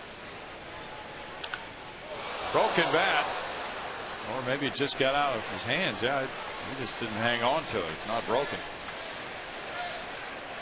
It's an emergency. Throw the bat at the ball swing.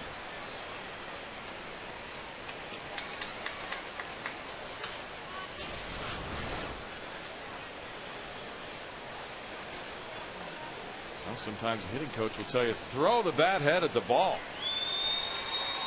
He did.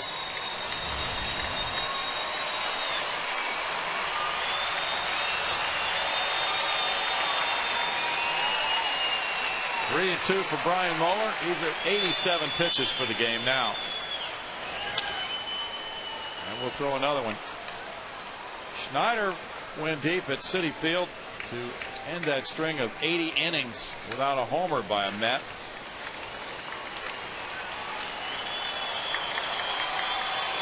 Today they have not hit a long ball, but they have 2 RBI triples and lead at 5-3.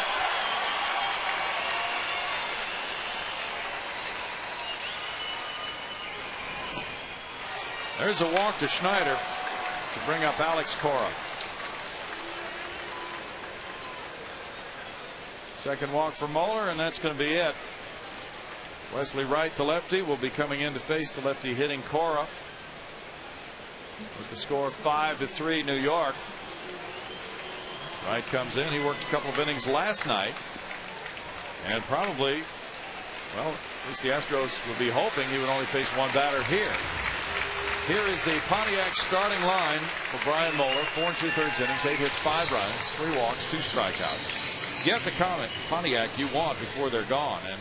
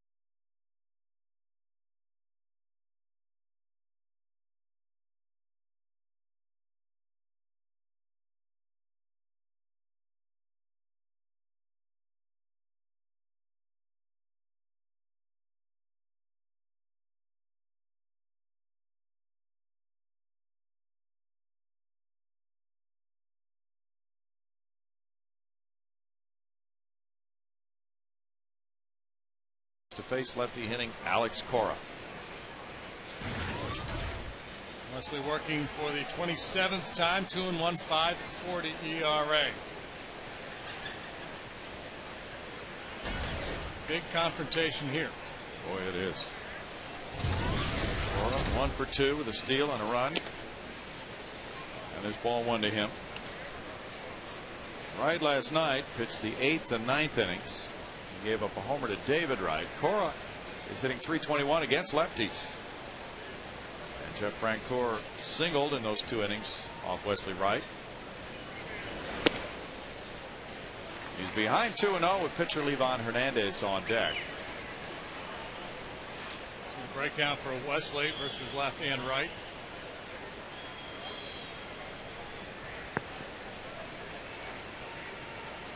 This is Wesley's 3rd stint with the Astros this year. Strike call there. Takes the count to 2-1 on Cora.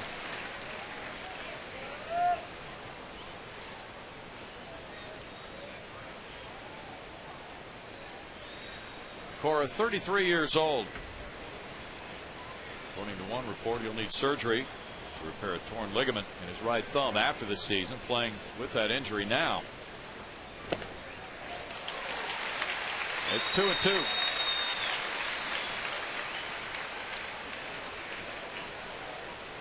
He's devised a splint to use while he's throwing. And just going to try to grit his teeth and play through it. He was on a playoff team with the Red Sox last year. Cora went to the University of Miami. He was born in Puerto Rico.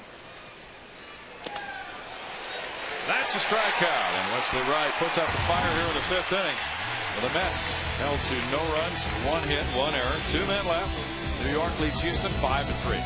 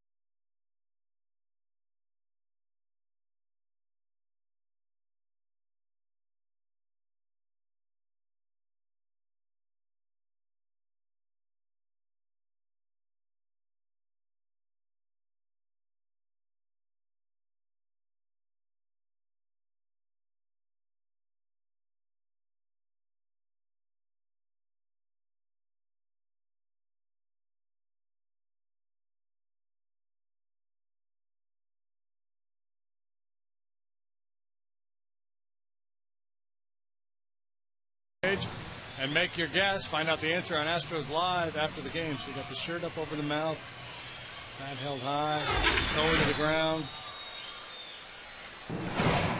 Who could it be? Well, try to figure that one out by the post-game show. Chris Coste to lead it off here in the home 5th inning. 5-3 Mets. Fulcino in the Astros bullpen. Matt Queta getting ready to pinch hit for the pitcher. Wesley Wright is due up next. Livan Hernandez delivers strike 1. Hernandez had a really good month of May, 3-0 with a 2.70 ERA that month. At the end of the bat, no balls, 2 strikes. going for his 10th career win against the Astros.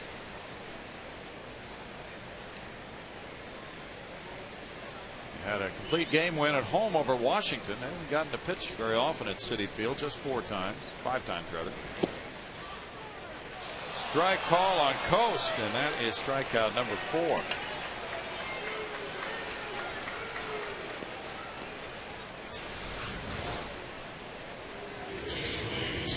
That two-seamer running back to the outside corner. Coast arguing that that ball was either off the plate, perhaps down. Again, a borderline pitch. And early on, they were all going the pitcher's way, or excuse me, the hitter's way. Now some of them are starting to go the pitcher's way. So credit Hernandez for not abandoning his game plan.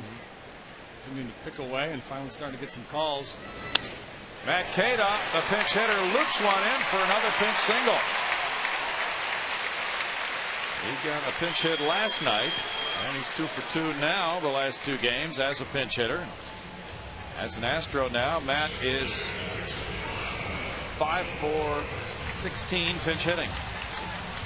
Well, first pitch swinging both times too. I believe he went up and like that first pitch last night, and again here, coming off the bench, looking for something he can handle and delivering. Michael Bourne is 0 for 2. Third baseman in on the grass, David Wright. Strike to Bourne. Brian Moeller in 4 2/3 innings allowed 8 hits, 5 runs, walking 2, fanning 2.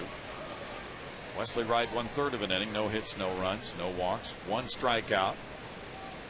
Jeff Fulcino in the bullpen now. The Astros hope to put a dent in that scoreboard before he throws a pitch. Lupon has the demeanor of a guy who's out throwing a frisbee around. Yeah. In the park with a couple of buddies.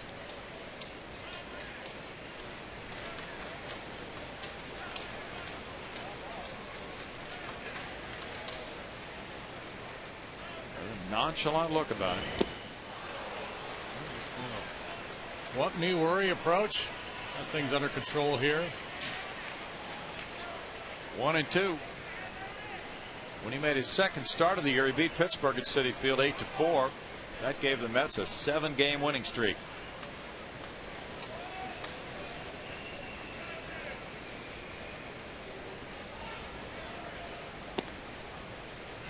Bourne takes a close one. It's 2-2. The Braves lead the Brewers at Milwaukee 5-2. They're in the bottom of the 6th inning. Derek Lowe pitching against Braden Looper.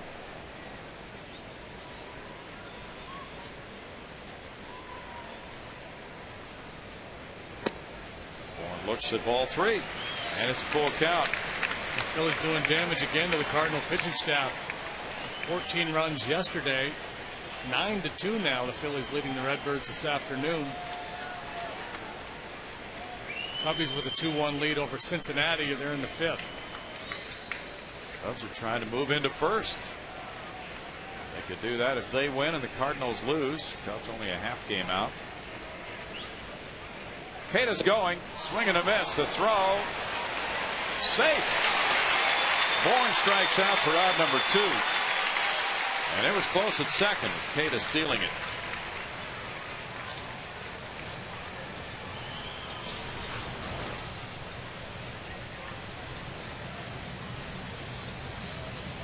As Snyder drifts a little bit, instead of stepping towards his target, was kind of floating to his left and wasn't able to get a lot on that throw, and that allowed Cada to get there ahead of that 1-hop throw. Good try by Cordo. Apply a sweep tag. Yeah. That's the first steal for Cada. First attempt as an Astro. Now Matsui will try to do something here with a runner at second and 2 outs. He's 0 for 1 with a walk. Looks at ball 1 with Miguel Tejada on deck. The Astros had 3 consecutive doubles off Livan Hernandez and 4 straight hits in the first inning. Brian Stokes warming up in the bullpen for the Mets now, and he shut them down since then. Fly ball, left fielder Corey Sullivan over. Hernandez once again puts up a 0 here in the 5th. No runs a hit, a man stranded. 5-3 Mets after 5.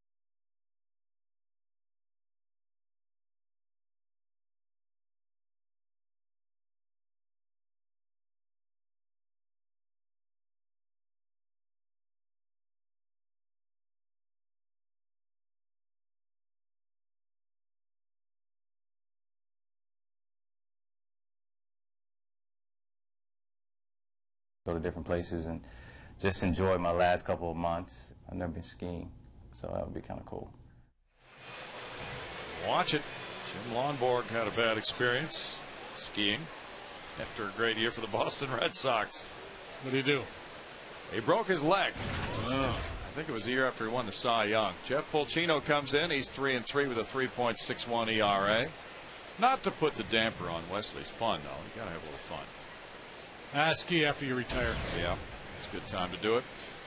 Fulcino moving in to work the 6th inning. Livan Hernandez to lead it off. And taking ball 1. He singled in the 3rd. He's 1 for 2. Fulcino worked 1/3 of an inning Friday night in the Astros 5-4 win. He came in with a 1-run lead in the 6th. And a man on base and got a key out in that game. 2 balls, no strikes for Jeff Fulcino since his most recent recall on May 15th from Round Rock. He has a 2.84 ERA for 31 2/3 innings. He's fallen behind 3-0. He got Pagan in the 6th inning Friday night, coming in after Mike Hampton started. 3-1 to Livan Hernandez. Well, Livan can swing the stick a little bit, but obviously you don't want to be walking the opposing pitcher, so you got to challenge him with a fastball. Flared, foul, coast over. Good running play, and had to brace himself, almost fell into the stands. Good work by Chris Coast, 1 out. Proving to be a capable fill-in over there with Lance and Darren Erstad both on the DL. Swinging the bat well, flashing a little leather. That's a good view of it. Is that Frank's camera again? That's Frank Trevino. They're not having a party in the upper deck in right field, so he's back. Giving us a different angle. Way up there. Now Pagan, he had an RBI triple last time. Tell Uke we said hey. Strike 1. We've moved the cameras a little bit this weekend for some different angles. Pagan has scored twice in this game.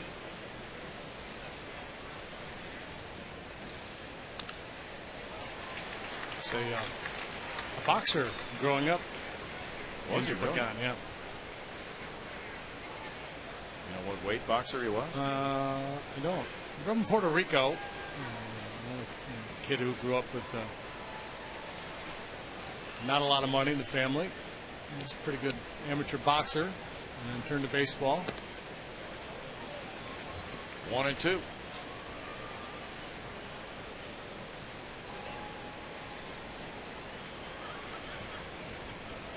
Jeff Fulcino looking in a 5-3 game with Castillo on deck.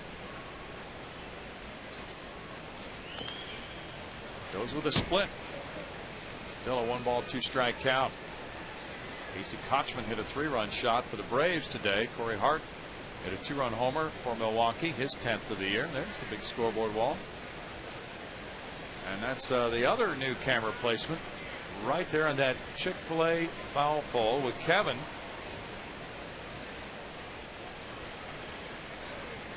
Notice how steady those guys are. Pops it up foul. Blum coming over. Yeah, I would say those cameramen can't drink a lot of coffee. No. Just have the steady nerves, but I have evidence to say otherwise. Oh, you do? Just yeah, Kevin? No, right here in the booth. Okay. Cliffy and Don over here. I've got a fresh pot of coffee. Well, Mike Brady doesn't drink coffee, does he? Who's that, Jamie out there? And there's How Kim. many we got? Kim doesn't drink coffee. We've got 12 cameras today. Man. Robin doesn't drink coffee. We got you covered. Robin almost got clanked the other day on that foul ball. 2 balls, 2 strikes, and Cliff is up here with us. So, yeah, he's steady despite the coffee. Some people can tolerate caffeine, some can't. And there's Don over there next to Kim. Yeah. Who's the RoboCam? Who's that Robo Man? Invisible Man's got that one. Hi, Robo. Kevin Bacon. 3 balls, 2 strikes to Pagan. There have been a few 3-2 counts in this game. Good grief.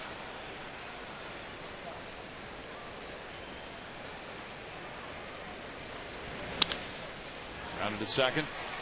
Matsui to coast. 2 down.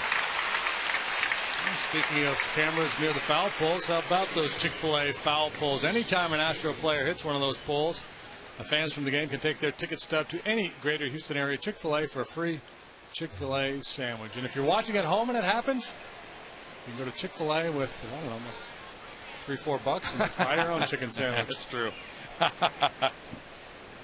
Luis Castillo. There's a different look. Way out there in Frank Trevino land. Castillo has really had another nice game for himself. RBI triple. Then the bunt got him an RBI. And a walk, and he fouls that one away for strike 1. Now, the way he hits left-handed, seems like he likes the ball away, JD. I think he likes the ball away, and I think he likes it up. Okay. He gets out on the front foot, gets his weight out on his front foot, and just throws the barrel at the ball. Very, very adept at hitting the ball up and out away from him to left field. And left-handed power hitters typically like the ball down and in. And to me, it seems like over the years, littler guys, and I put Castillo in that category, are better high ball hitters. Tall guys use the leverage to go down and get the low ball and lift it. Smaller guys are good high ball hitters, generally. Yeah, and he's probably schooled himself to use his speed by trying to hit down on that ball, hit grounders. Right, and get that ball up and get his top hand on top of it and just beat the ball on the ground or hit it on a line. Now it's 3-1. And Castillo has only struck out 19 times this year. And he's walked 47 times. And it's amazing for a guy who doesn't have a lot of power how difficult the Astros, how difficult the time they're having throwing him strikes. True. He's been in favorable counts all weekend. Bounces that one up the middle. Backhanded Kaz with a throw to Chris Coast. And it's a 1-2-3 6th inning for Fulchino. 5-3 Mets.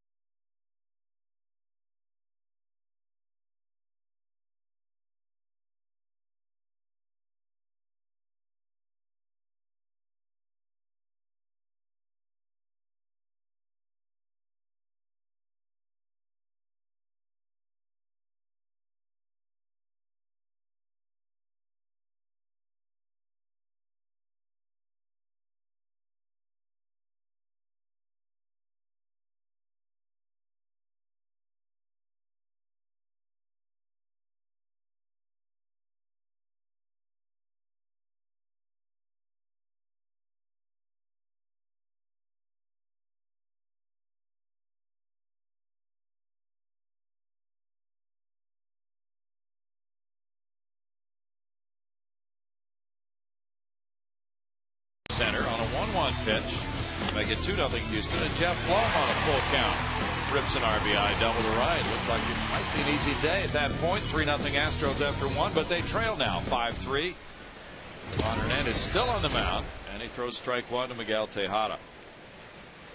He had Levon on the ropes there in the first round, looking for the knockout blow, and then ran into a couple of outs. Jeff Blum thrown out at home plate on a base hit by Hunter Pence, and Hunter's thrown out trying to steal second base. Since then, it's been Levon's game. No balls, 2 strikes. Jeff Fulchino came in for a 1-2-3 top of the inning. Now Tejada, Lee, and Blum, the 3-4-5 hitters, try to get the Astros moving again offensively. They had 4 hits in the first inning. They got 2 more in the fourth. They had first and second, nobody out, but Pence bounced into a double play. And Hernandez missing, goes to a 1-2 count. Ryan Stokes in the bullpen again for the Mets. Hernandez at 88 pitches.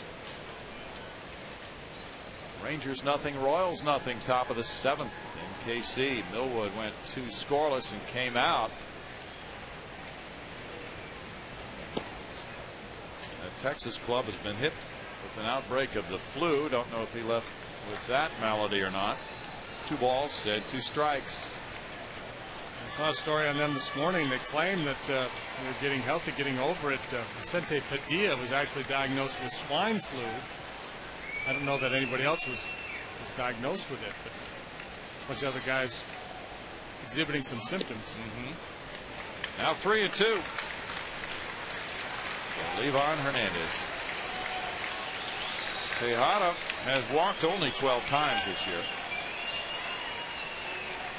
And I think he's met his quota for July, so I think Miggy's hacking here. Yeah, he's hacking. Wow. No, he's taking strike 3. And he almost never takes a called third strike. And that's ironic.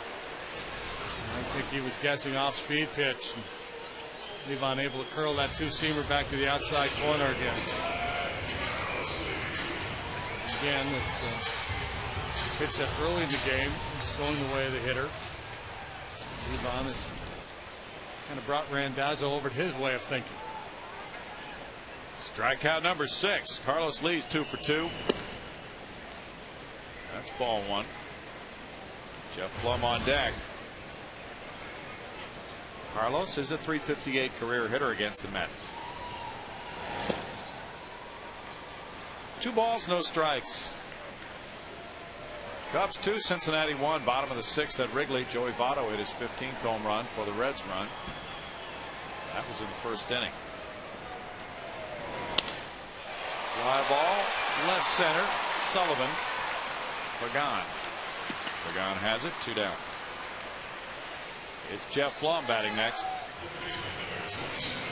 The unflappable Cuban, Levon Hernandez. Probably in his last inning. But we've seen him throw a whole lot more pitches than this. He's at 94. Oh, yeah. He'll stay out there all day if you let him. It will not affect him adversely going forward. Rubber arm. Blum has an RBI double and a single. Hunter Pence on deck. And that's ball 1. The Mets used a couple of relievers last night after Jonathan Neese went 7. Sean Green and Francisco Rodriguez both pitched. Up the middle, an attempt to kick it, and Cora makes the play. So through 6, Levon Hernandez gets up off the deck. Gave up 3 in the first, but he's the leader, 5-3.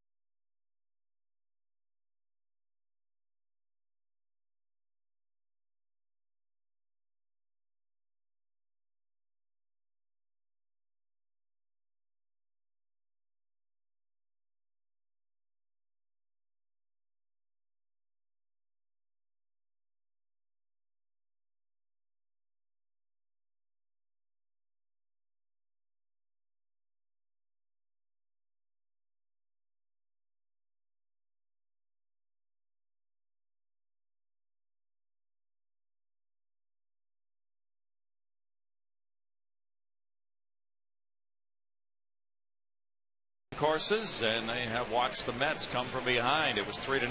They got 3 in the third to tie it, 2 in the fourth to take the lead. It's still 5-3 Mets. David Wright leads it off in the 7th inning against Jeff Fulcino. He's 1 for 3 with an RBI and a run scored in the 3rd inning when the Mets tied it.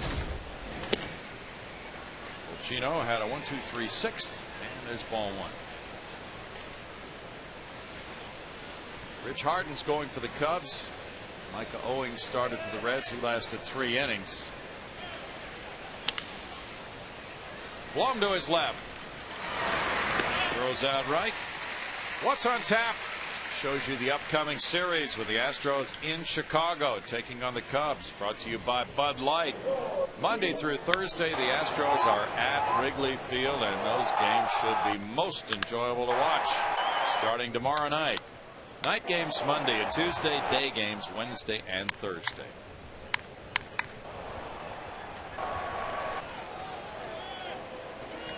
Astros 4-6 against the Cubs this season. Daniel Murphy's 1 for 3.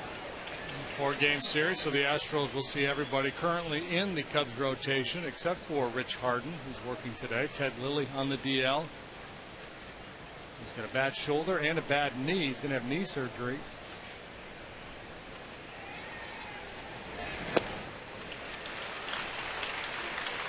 Oh, and 2.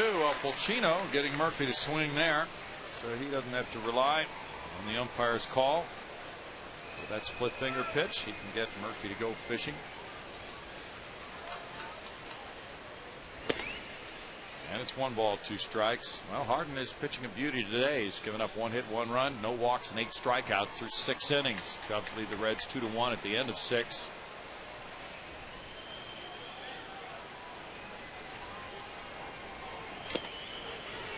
Struck him out. Oh, he set up that fastball well.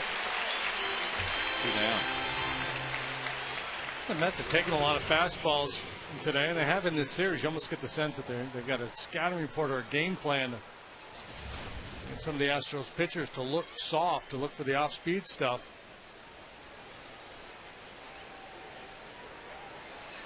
Jeff Francoeur is 0 for 2 with a sac fly. Francoeur won't take many fastballs. No. One pretty close, and he's likely to hack. 1-1 to Jeff.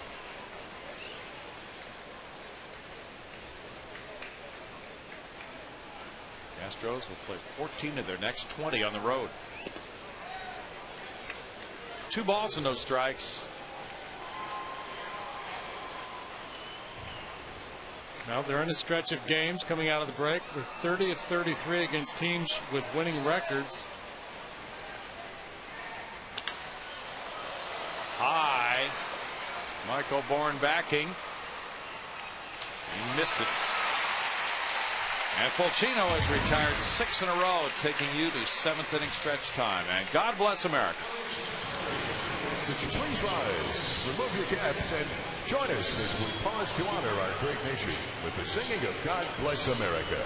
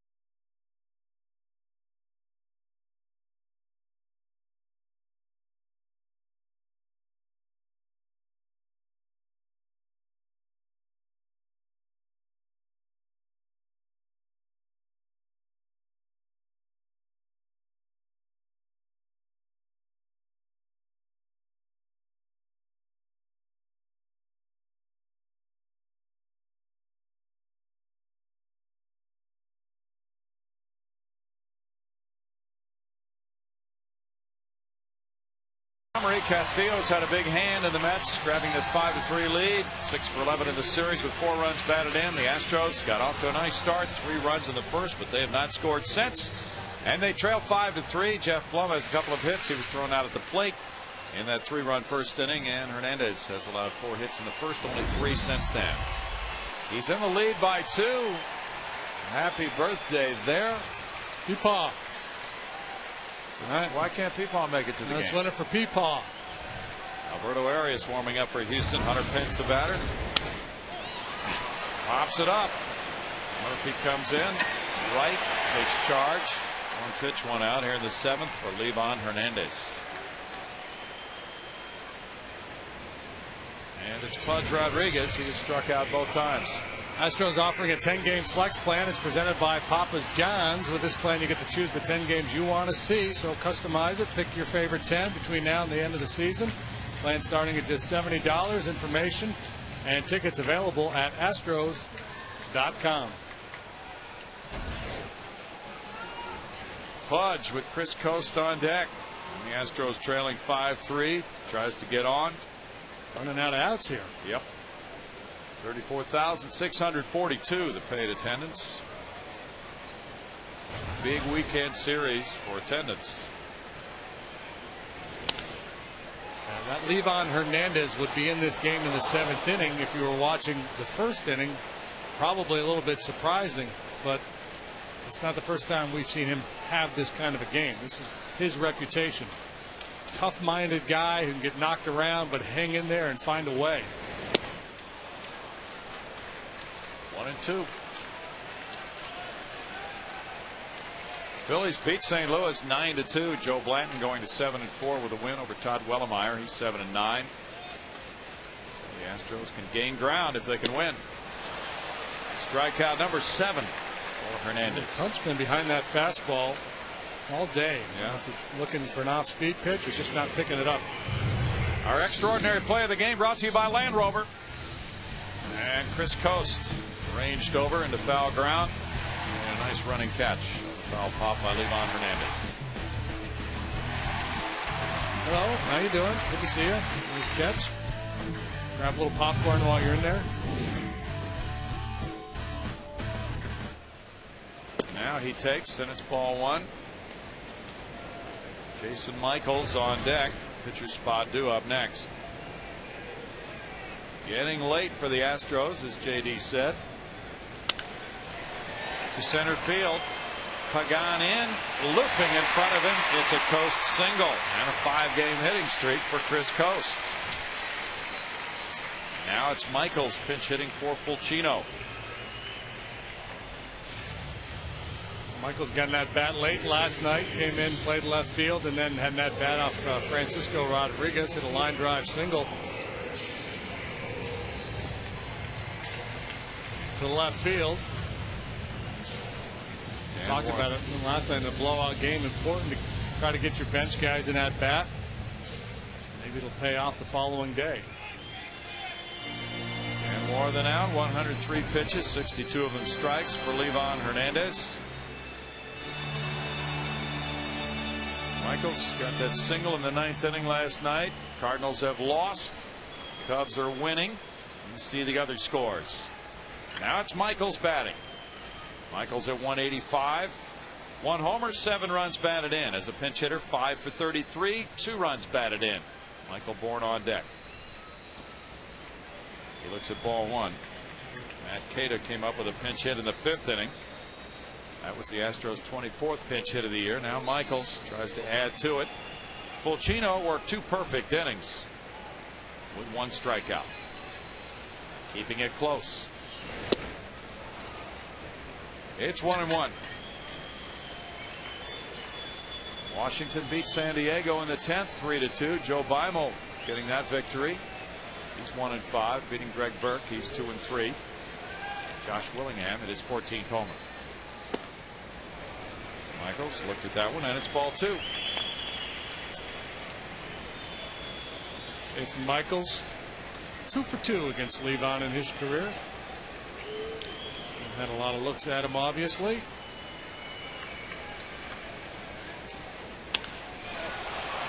In the air to right field. Castillo looks out to Francoeur.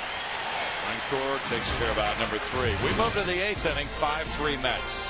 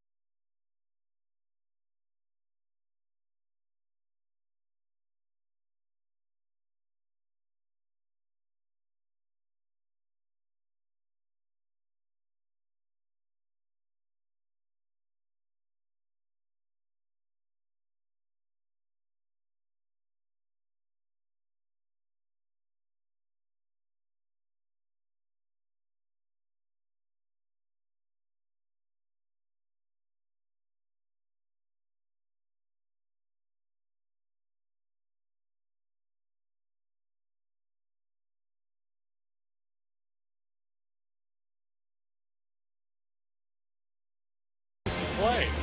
Log on to foxsports.com on MSN and join the next generation of fantasy football. Alberto Arias has been on quite a roll. He's gone 22 outings without giving up an earned run. And as you would expect, glittering numbers. 134 ERA, 197 batting average against, just 1 home run allowed in 33 2/3 innings. Corey Sullivan looks at strike 1. He's 1 for 3.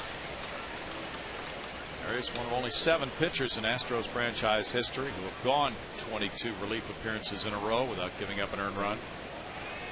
Breaks that one off, and Sullivan took a look at it. And Sullivan arguing that the ball hit him in the foot. Jerry Lane looking in from third. 1-1. Well, Troy Hawkins had 22 straight relief appearances without giving up a run last year.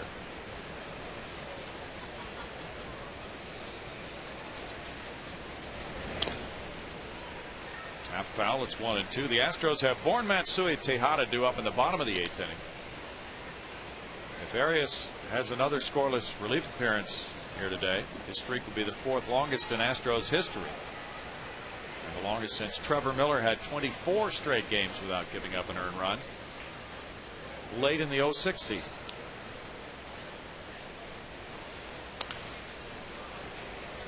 Joe Samvito set the club record. He went 27 straight games during the 79 season without allowing an earned run.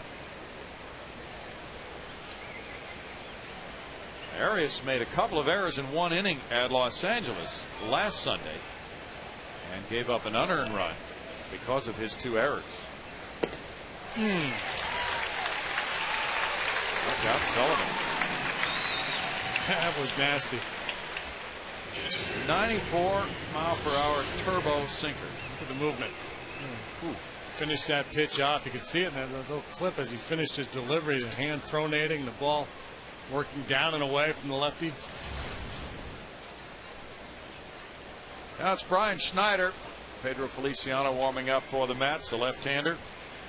Schneider's been on twice with a single and a walk. He takes ball 1.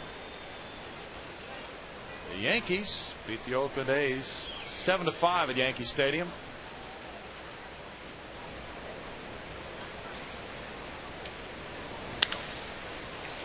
Tejada goes out Schneider, 2 down.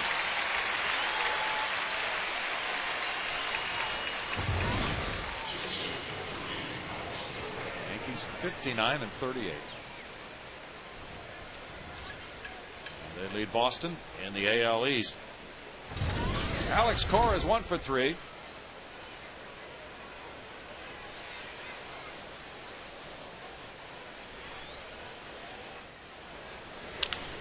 He chops one. Tejada hurrying in, barehanding, can't make the pickup. And Cora will get an infield hit. He's 2 for 4. And looked like a hit all the way. It's hit so slowly. Bounding ball. Miggy's coming hard, trying to stay under control. Gets a big hop there and just gets him off the wrist.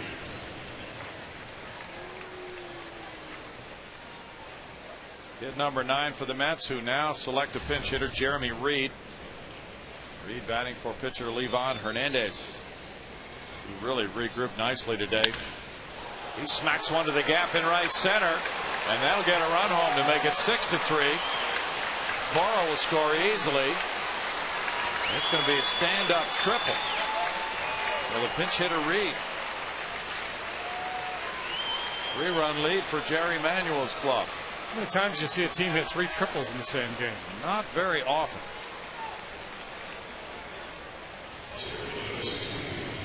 Reed gets his 2nd triple of the year.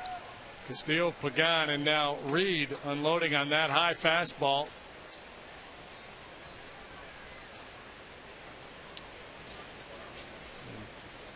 A little piece of garbage base hit with 2 outs. And it's bounding ball. It's just a heartbreaker. Arias sees his unearned inning streak go by the boards. Pagan the batter now. Pagan moves back from ball 1. Sean Green's warming up. Pagan has scored 2 and driven in 1. Livan Hernandez worked a good 7 innings, allowing 8 hits, 3 runs. Fouled away. He had 1 walk and struck out 7. He's in line for win number 7 of the year.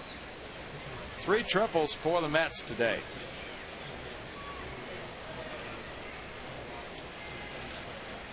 Hernandez shooting for his 10th career win against the Astros. And with only 2 innings of relief needed now, it would appear, for the Mets. They have a definite edge after trailing 3-0 going to the 3rd. Although K-Rod last night had to throw a lot of pitches. He gave up 3 hits, 2 runs in 1 inning. He threw 30 pitches in a 10-3 game. And Sean Green also had pitched 1 scoreless inning. He gave up a hit. He only threw 19 pitches last night. Strike 3. But the Mets add to their lead with a run on 2 hits and a man stranded at third. 6-3 New York.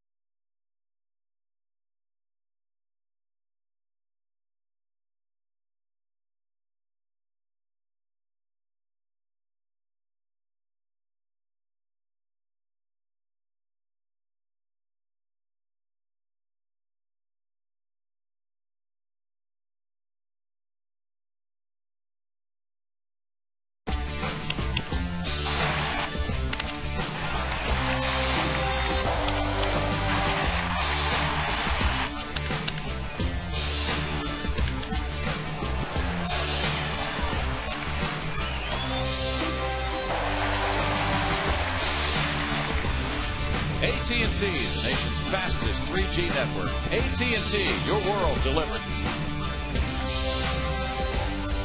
Mets lead at 6-3. Pedro Feliciano's in the game. The lefty throws ball 1 to Michael Bourne, who's showing butt.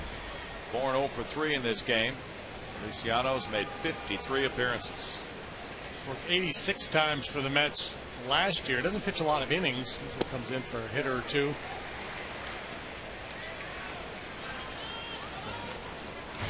Gary Manuel might be trying to get this entire 8th inning out of him, depending on how things play out. If he gets in trouble, he's got Green, the righty, warming up behind him. Left-handed Michael Bourne leading off, followed by switch hitter Matsui. Makes sense to bring Feliciano into the ball game. Lefty hitters hitting less than 200 against him. Good slider, curve, sinking fastball. Second in the majors in appearances. It's 2-2. Feliciano pitched Friday night and retired Bourne and Matsui in that game. Lefty Pat Mish has started to throw in the bullpen. He gets a strikeout. That's 1 out. 8th strikeout for Mets pitchers today.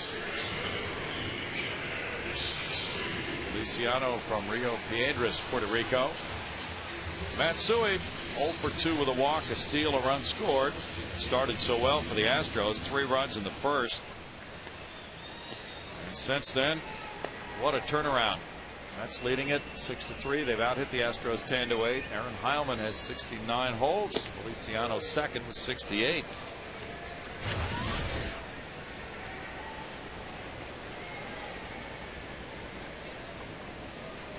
Seventeen of those have come this year for Feliciano. He's 6th in the majors in holds. There's a hold. That's a different kind, yeah. Up the middle, Feliciano cuts it off. 2 outs. Now Miguel Tejada will watch Jerry Manuel bounce out of the dugout, go to the mound, and do what he did Friday night. Make a change after Feliciano got Bourne and Matsui. Well, maybe not. Now he pointed. Okay. He had his mind made up. He had his mind made up at the start of the inning. Feliciano's going to get the first 2, and then I'll go get Green for Tejada, which certainly makes sense in a 1-run game. In a 3-run game, you might consider saving Green just in case, but we've got K-Rod ready to work the 9th. 6-3 Mets. Back in a moment.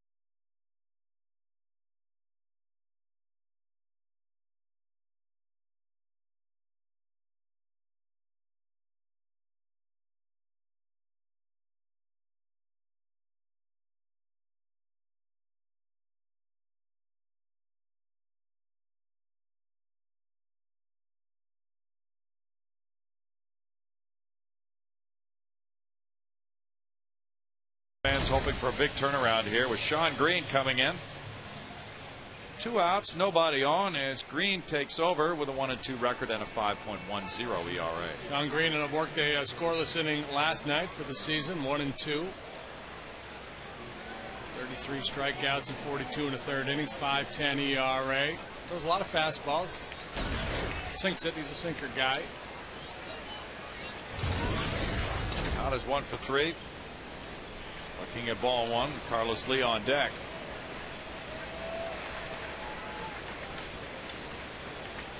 Green has pitched 5 straight scoreless outings.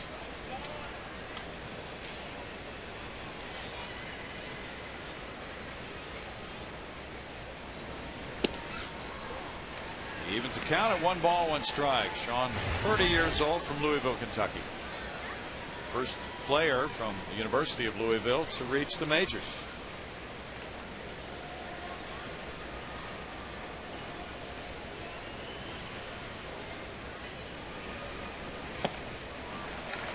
One and 2.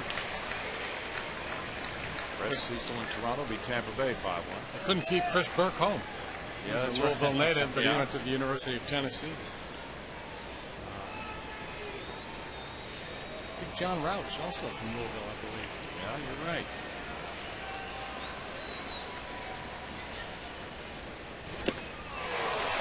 Strikeout for Green ends the 8th inning. 6-3 Mets.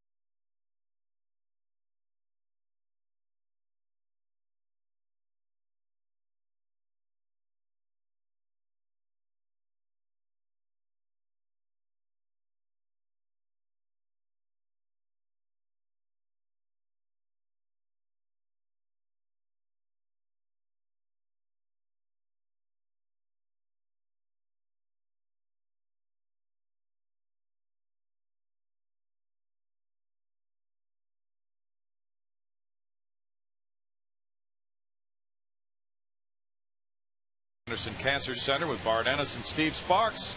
You'll get highlights and analysis of this game. You'll hear from Cecil Cooper. You'll get the answer to the batting stance guy and whose stance he was mimicking earlier today. 6-3 the Mets lead it as they point something out to the kids. It is Alberto Arias for his 2nd inning. Castillo, Wright, and Murphy due up in the 9th. Castillo's had a big weekend. Today, 2 runs batted in, a triple, a walk. Strike for Arias. Astros have Lee, Blum, and Pence due up in the last of the 9th inning. Jose Valverde doing some loosening in the Houston pen. K-Rod warming up for the Mets. Arias worked an inning in Friday night's game. Did not pitch yesterday.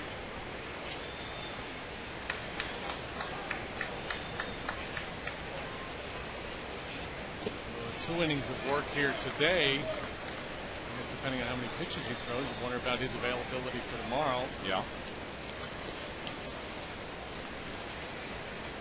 Doug Brocail got a win last night on his minor league rehab assignment for Corpus Christi. Who's that on deck? Right. Check out what he's doing. It's like, you see guys at the driving range and they lay a club or something down so they can make sure they're square to the target line. Yeah. I don't think that's random that he has the bat set the way he does. Okay. I don't know that I've ever seen anybody else do that. You think he's been drifting as he strides? I'm not sure.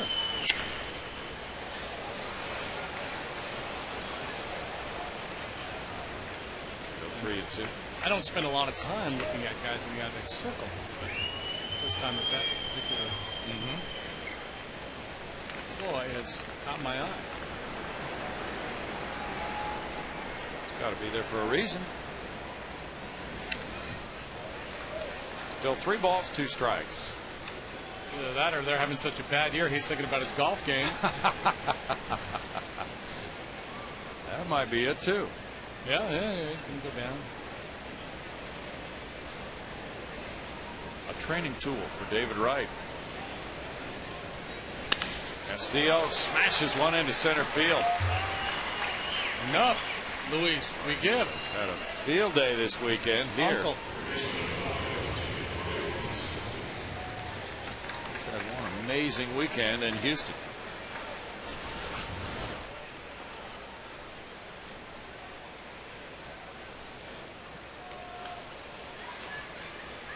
Seven hits this weekend, 3 walks.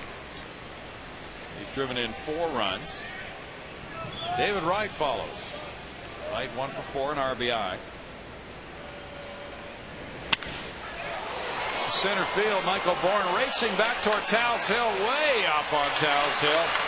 And here's Castillo sprinting around third, headed for the plate to make it 7-3.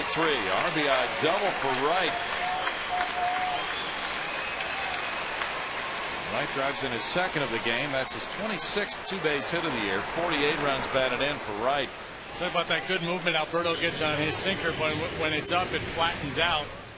And when he's just trying to throw strike 1, it drifts back into the swing of David Wright. I thought we were going to see our 4th triple for the Mets here this afternoon, but Bourne plays a little bit deeper for David Wright than he did for the other guy, so able to get on that high drive a little more quickly. And Wright held to the RBI double. 26 doubles. Mike Winters telling him that ball went about 415 feet, David.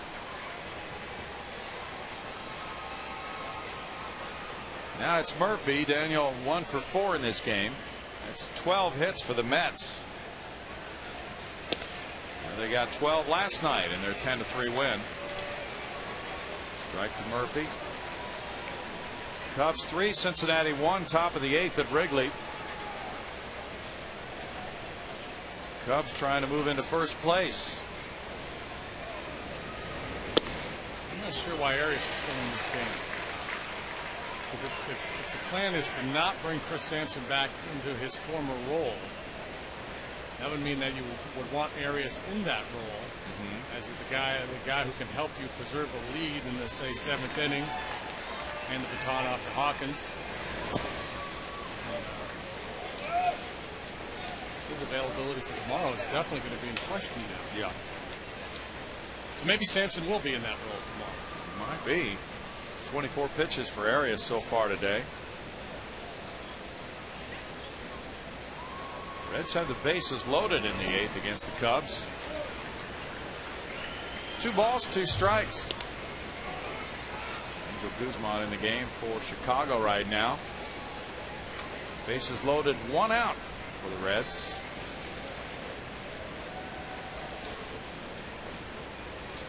Looks like they'll be pinch hitting for the pitcher next.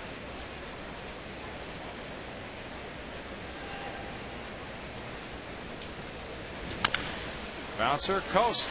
Fields it on 1 hop. Right to third, 1 out. If you're traveling and can't watch your Astros, you can always catch the game on your computer with MLB.tv, the ultimate baseball experience, featuring 100 out-of-market games per week live on your computer.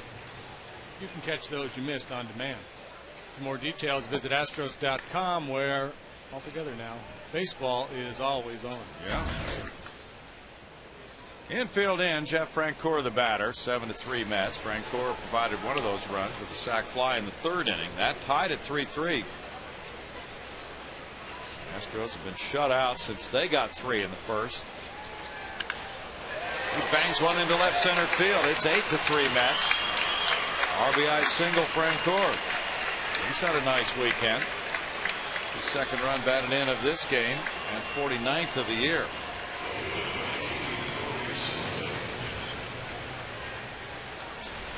Francoeur goes up there hacking. It's a first pitch breaking ball, and just kind of cement mixer.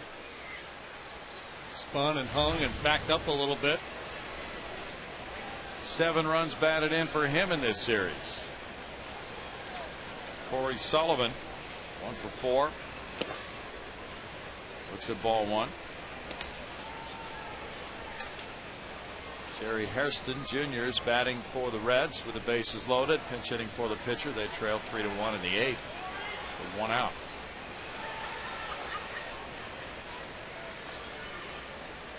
He must have just hit into a double play. Yeah, I hit a fly ball into a double play. Encarnacion tagged and was out at home. 1 ball, 1 strike.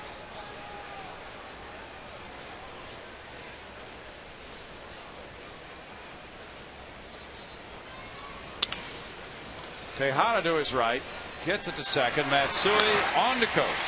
Double play in the 9th. The Mets come up with 2 runs on 3 hits. Mets lead at 8-3.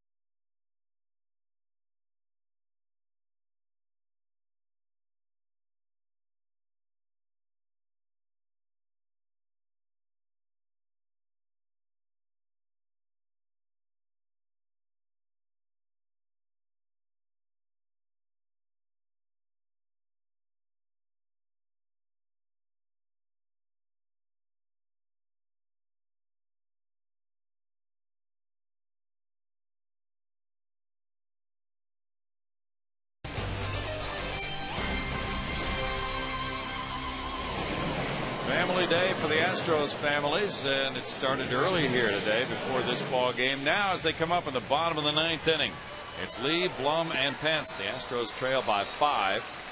Because of that, Sean Green stays in the game. Lee is 2 for 3. He provided an RBI double in the 1st inning and singled in the 4th. 13 hits for the Mets, 8 for the Astros. It's ball 1. Baltimore down Boston 6-2 in Boston, beating John Smoltz. He goes to 1-4. Nick Markakis hit his 12th homer.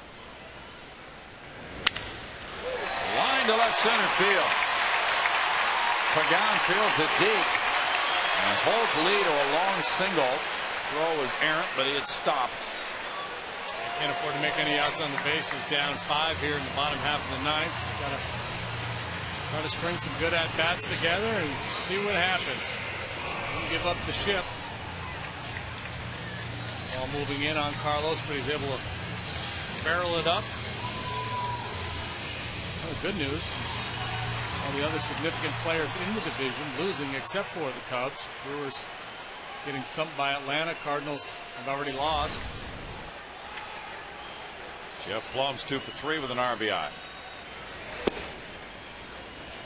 Ball 1 from Green, part of the revamped Mets bullpen from last year. Mets made a multiplayer trade to get Green along with J.J. Putz, Jeremy Reed from Seattle over the winter. Foul off the right foot of Jeff Blum.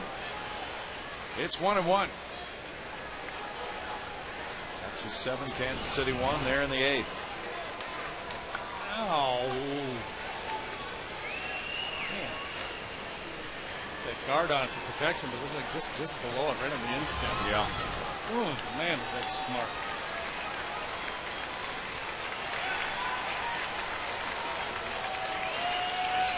Atlanta 10, Milwaukee 2. That's a final. 2 balls and a strike. Derek Lowe going to 10-7, beating Braden Looper. He's 9-5. Well, Looper's been pretty good for Milwaukee this year. Nice pickup. Kelly Johnson hit his 6th homer. Just returned from a minor league rehab assignment. 2 balls, 2 strikes. Casey Cochran, number 5. Brian McCann, number 11. They've started to play a little bit. Yeah, they are.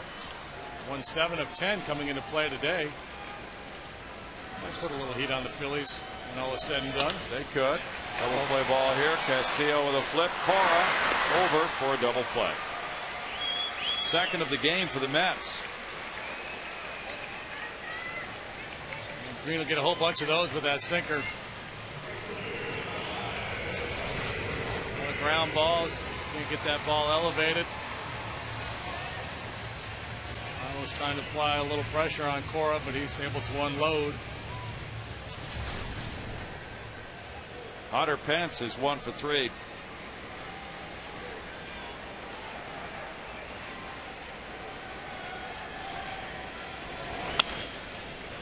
And goes foul. Now the Cubs are scoring in the bottom of the 8th inning, extending their lead to 4-1 over Cincinnati. They're still batting. They got a triple from Coy Hill, driving in Reed Johnson. Well, looks like the Astros will be playing the first place team tomorrow. It does. Tomorrow night at Wrigley Field, it'll be Wandy Rodriguez and Carlos Zambrano on Fox Sports Houston. 6:30 for Astros Live. Big Z and little W. It looks as if the Astros will be 2 games behind the Cubs when they meet. David Wright got his glove on it. It's on through into left field for a single for Hunter Pence. He's 2 for 4. And Tuesday night, Roy Oswalt and Ryan Dempster square off. Dempster coming back from a broken toe.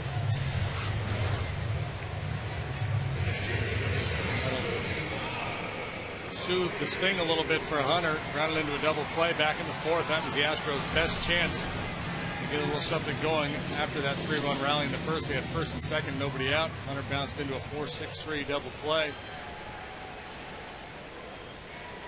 Pudge Rodriguez has struck out all 3 times. His 5-game hitting streak on the line. Chris Costa's on deck. Green delivers ball 1. Colorado leads the Giants 3-2. They're in the middle of the 6th inning at Coors Field.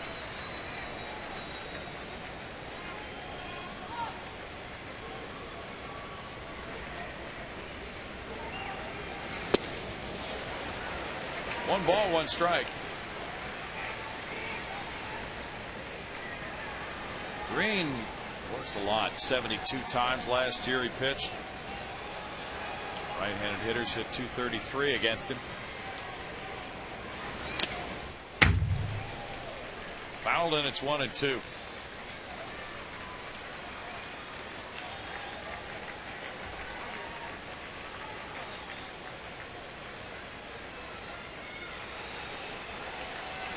Florida has a 4-0 lead at Los Angeles. They're in the middle of the 3rd inning. Dodgers won that one in the final at bat last night. 2 balls and 2 strikes.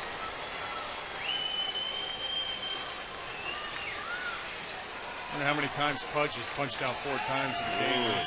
Great career. Yeah, it'd be hard to strike out 4 times in 1 game. Bouncer 3rd, David Wright throws from foul ground on 1 bounce and gets him for the final out. The New York Mets win 2 of 3. They are 16-13 against the clubs in the National League Central. The Astros wrap up a 4-2 record on this homestand. They go to Chicago with a record of 50-48. Looks as if they will be 2 games behind the Cubs when they meet them tomorrow night. Today it's New York.